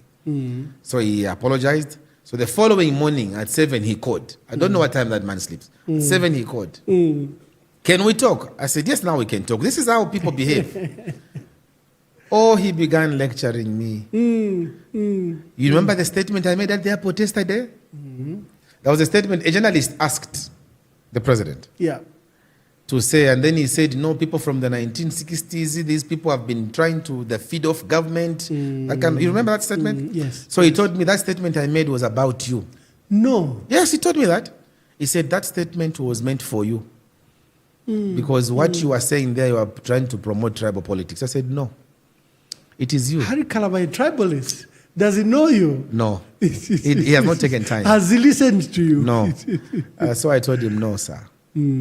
This is the problem with you. You want people who will only agree with you. Because he had used very strong terms. He accused certain people belonging to a tribal clique. They thought that they were the only ones entitled to rule this country. Yes, and he that even was a told very terrible statement. It was a terrible statement. So you were part of that tribal clique. He said, I meant you.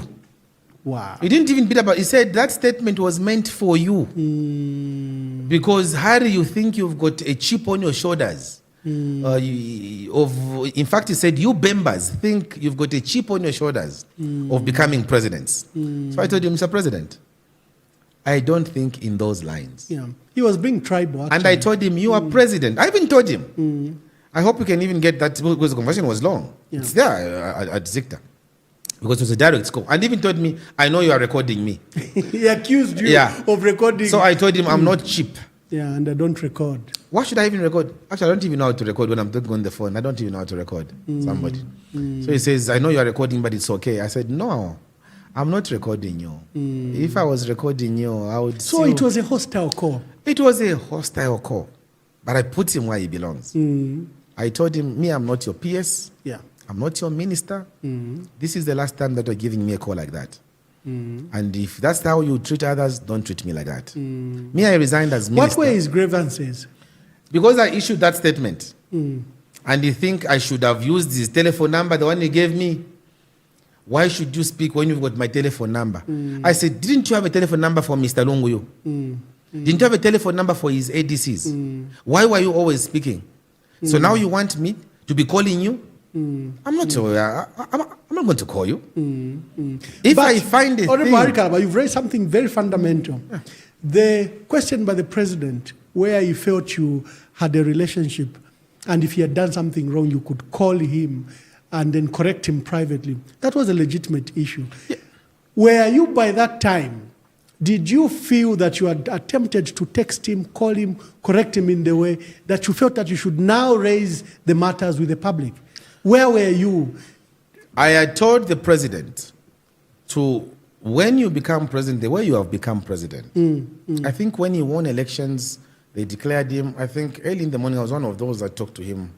Yeah. And he was so gracious. So I told him, you know, kill this narrative that you are promoting tribal politics. Kill it. Yeah.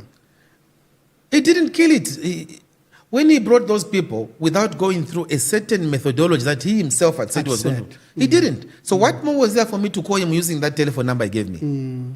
What more? Because I'd already made the appointment. So he made the appointment without consulting anybody. Even me, I was going to make the statement without consulting him. So that is how our relationship broke down. Yeah, yeah. And from there, it's got nothing to do with me. But me, I've got everything to do with him because he's messing up this country and will continue speaking to the wrongs that he's doing without fear or favor. That brings me to the issues around the opposition and the setting up of the United Kwacha Alliance. I think there is a feeling in our country that the country is facing various crises. You know, we've just had anthrax, we had cholera outbreak, we had typhoid, we had dysentery, we had the economic crisis with no economic blueprint inside. I can't see an economic recovery plan for this country. I think they pegged and hinged their hopes on the debt restructuring program. That also now is stretching. We are going into the third year and it hasn't been resolved. The exchange rate remains volatile and unstable. The dollar has appreciated. Oh, that appreciation against the dollar. You and I... Very cosmetic. Let me just say something there. You and I were civil servants, we're public workers. And we were, and then as a minister, you ran ministries. Government to control Kwacha, one of the strong measures they've done is that they've introduced what they are calling zero-based balance, where a ministry with their account at a commercial bank, they should have a zero account, not even money for, for those charges. And all the money, Bank of Zambia issued a statement that an amount of 12 billion kwacha, which ministries, provinces, and government agencies had in various commercial banks, has been repatriated to Bank of Zambia. What that means is that money is not available for short-term lending by banks. I don't know why they will think with these low savings that so what that people also have. means is that the interest rates will just skyrocket. Yeah. So I was saying we have various crises, and the leadership of President Hakainde Hichilema doesn't seem to provide hope. Is that what has motivated you to be part of this alliance and just speak to the issues of the United Kwacha Alliance? What has motivated me to be part of this alliance against many expectations is that the country is at crossroads. I don't do things that I don't believe in. I believe in the United Kwacha Alliance. Very much so. And I'm praying that it succeeds. And I've been telling my fellow leaders in there that regardless of what happens, we need to die to self. If at the end of the day, Harry Kalaba is told you cannot be president from this alliance, you are going to pick somebody else, I can tell you here on this podcast that I'm available to be led. Because for the sake of a greater good. As I told you, for me, everything is a bonus. I'm living on borrowed time. The economy the way it is, the country the way it is moving, if we allow it to go on again after 2026 like this, Zambia will be in doldrums.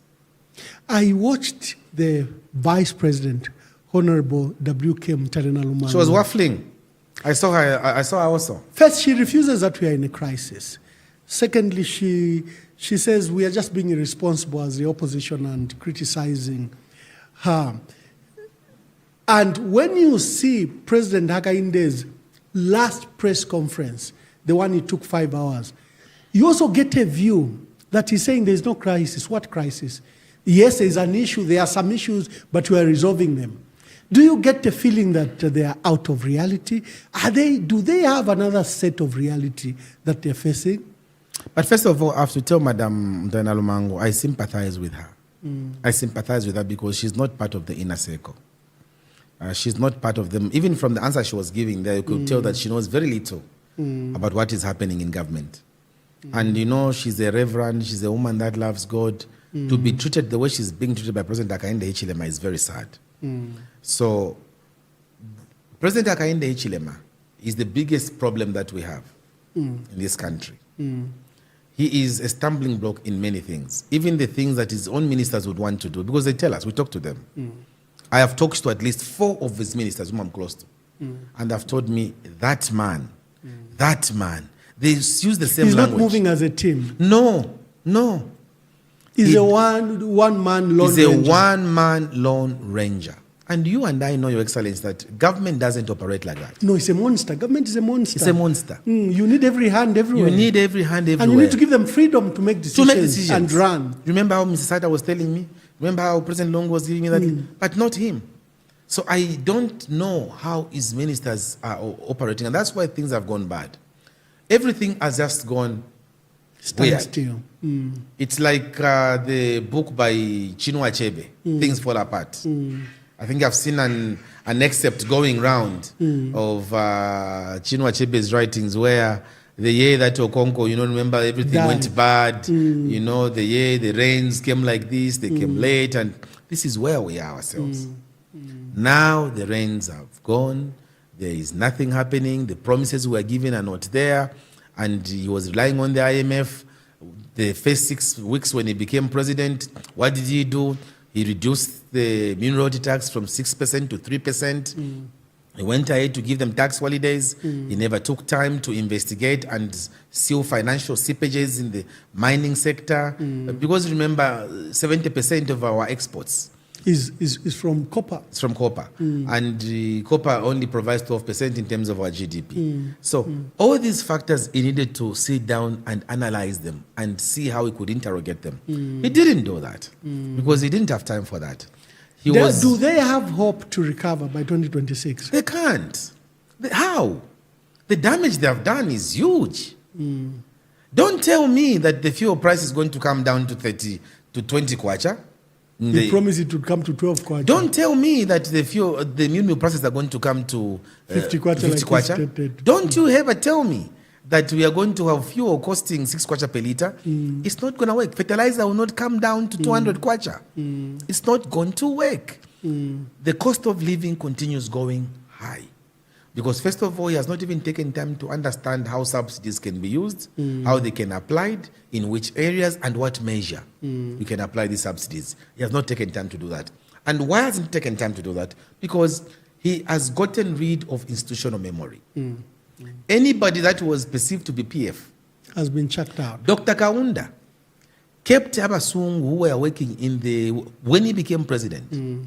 Up to at least 1970, they were still there. He never checked them. Some were even retiring in 1978. They were still working in his government. True. It's only going in the 80s that they began phasing out, because even his secretary he was using was inherited from Welensky. He didn't say, because you were against us, therefore you can't be my secretary. He had a white secretary from Welensky and continued. Why did he keep that woman? Because he understood that she knows how to keep a high privileged office like this. We'll keep on having people being under-trained to understand this. You don't just come and you fight Chola at FRA. The man who has been there, he was company secretary there, he has risen through the ranks. And he has given you the reserves. And he has given you the reserves. And you say, when he tells you anything that is contrary to your expectations, you say he's working with the opposition. But he's giving because they wanted just to export everything. And he's telling you, look, it's haunting us now. Yeah, it is haunting us now. And then they catch you bringing GMO. What do you say? We're exporting the DRC Congo. Where is that MOU which you signed with the DRC Congo saying that you'll be supplying them GMO maize? There's no MOU. So they think governance is cheap and people don't know. So we don't see anything coming out of the UPND in the last 2 years. We don't see that.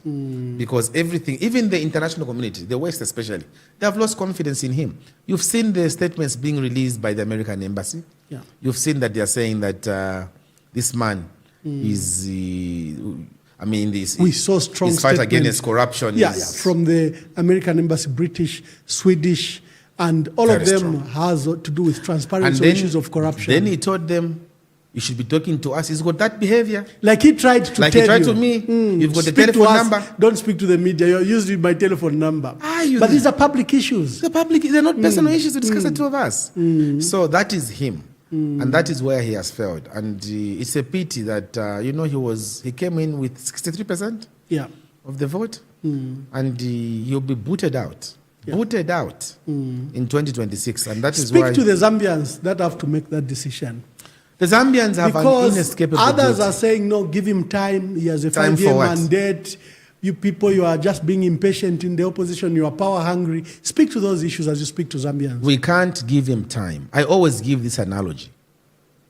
Tetuwe muntu waliupo mwana wawe no mkashana for 20 years. Uliwo mkashana tapo continental.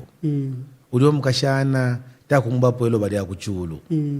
Uliawe ne bamwana bakali polo waya fukama. Balanda tulefo mwana wesu batafyala pan, there's nothing that you've been doing with this woman. Elo waya fukama tawe mpendi ko fyo mulungu umo. Malamu nefe nalachita. Chakana. It doesn't work that way. They have 3 years. President Sata, in 3 years, we saw how Zambia was opening up. Transformed. Yeah. You were having the Levy Hospital being done. You were having all these roads being done. You were seeing buildings mushrooming. Zambia was being transformed in 3 years, 2.5 years, because really the 3rd year was sick. They have finished 3 years, these people.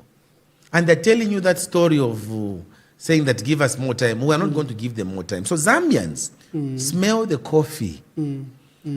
Chavula pachipe. Smell the coffee. The UPND is not taking us anywhere. The best we can do is to kick them out and bring in a new leadership in this country.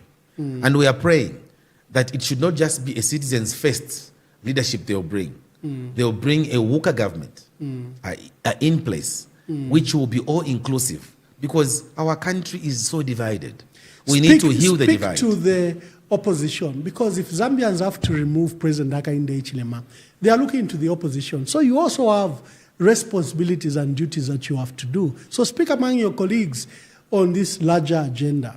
I can tell you the truth that anybody who wants to see change of government, anybody who wants to see that things should improve, because we are not just changing government for the sake of changing it.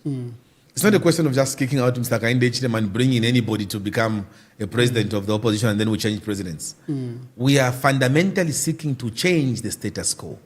And what is the status quo? There is the tribal divide in this country, which we need to heal. What is the status quo? It is the lack of depth in governance. It is the lack of understanding that the economy can only change if you first of all deal with your own domestic assets, like the mines. Do your homework there, and then you not even go around begging for money all over the show. We don't want that. So we in the opposition must realize that we have a duty of a lifetime, to swallow our personal persuasions for the sake of Mother Zambia. We have to do this, and we have got no other way to do it. We all want to be presidents. That is why I am leading the citizens first. Suppose I want to be president. Yeah. That is why others are also leading their parties, because they want to be presidents. But there comes a time in the life of a nation that personal interests must be subservient to the national good. And this is why this country has reached. That if I continue in my own cocoon, as citizens first, it's a nation that will suffer. It's a nation that will suffer. I have refused to pursue that agenda. I'll pursue a bigger agenda, even if it means not being president in 2026. So my colleagues in the opposition, humbly appealing to you that we need you. We need you to join forces, to hold hands in a time such as this. Once we begin speaking with one voice, all of us, it will be easier. I know you are at preliminary stage, and it's the UKA is at formative stage.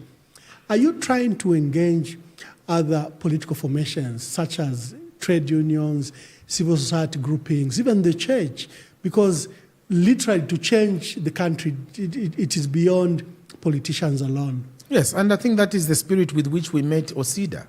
When we announced our meetings, we had met OSIDA, and it was the spirit of telling them, look, it is not us to lead.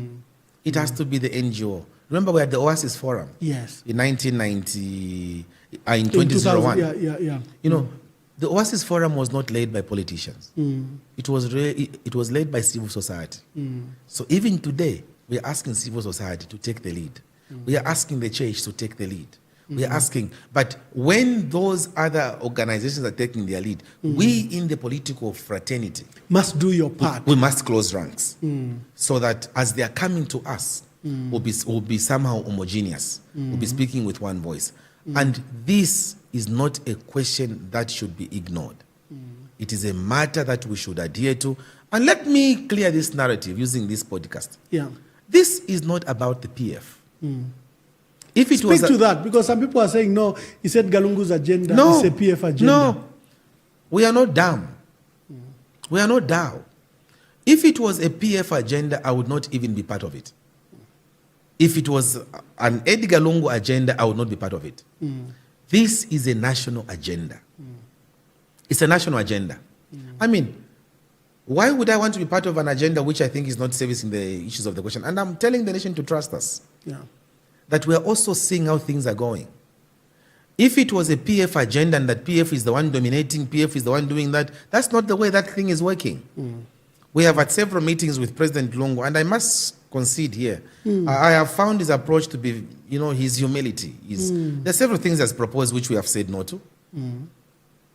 We just said, no, this can't fly. We're going to go this way. And he has gone, and it's gone that way. We'll be having a meeting soon, and it's not that we are going to congregate all of us at his house or residence. No. The other day we were at Shalakateka's residence, the Heritage Party president.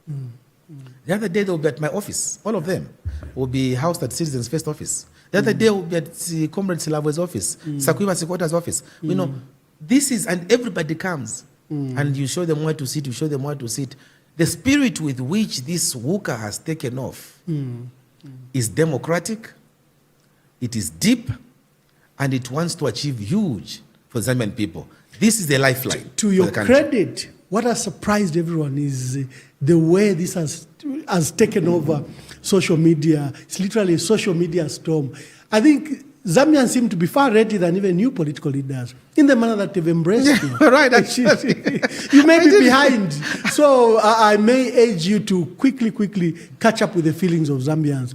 No, but very soon new technocrats will be coming in because I think we are working on that. It's not for me to announce the procedures of things, but we are having technocrats come in so that they can now begin moving on technical aspects of issues, and we continue remaining and insisting on the policies framework of our organization. Honorable Harry Kalaba, I'm so grateful. First of all, you were in Northern Province. Yesterday you were at church. I know you haven't rested, but you found time to come to the podcast. What are your last words before we close? Mine is to thank you, Excellency. You are people that you are the unsung heroes that this country has. The work that you are doing may not be recorded and propagated by everybody. No, but thank you very much. It is deep. Your love for country is exceptional. I think keep it up, sir. No, you've chosen to continue serving Zambia in your own capacity, even if you don't have an official role in government, but just what you are doing is healing the divide. The people of Zambia, I think they have a chance of a lifetime. We are asking them to trust us. We are asking them to encourage us. We'll only grow as an organization of UKA if we insist on our strengths and not our weaknesses. We'll only grow as an institution if we begin looking out for each other's strengths. We can only grow if we decide to agree that what brings us together is much more than what divides us. And so, yes, there will be divisions because we are human beings bound by human frailty. But I'm supremely confident that when all is said and done, Zambia can do it. Zambia can go the Kenyan route where they had those alliances. Zambia can go the Malawian route where those alliances have worked. And I believe that we have always led. And even in this process, we are going to do it. No, thank you very much. Thank you, sir. Dear viewers, we had, as we learned, a student who should have become a Catholic priest who became an administrator, one of the youngest ministers of foreign affairs, and presidential candidate. We've walked through the life of Zambia through his lenses. Honorable Harry Kalaba, I would like to thank you. And to you, our dear viewers, until we have our next guest, ciao and good day.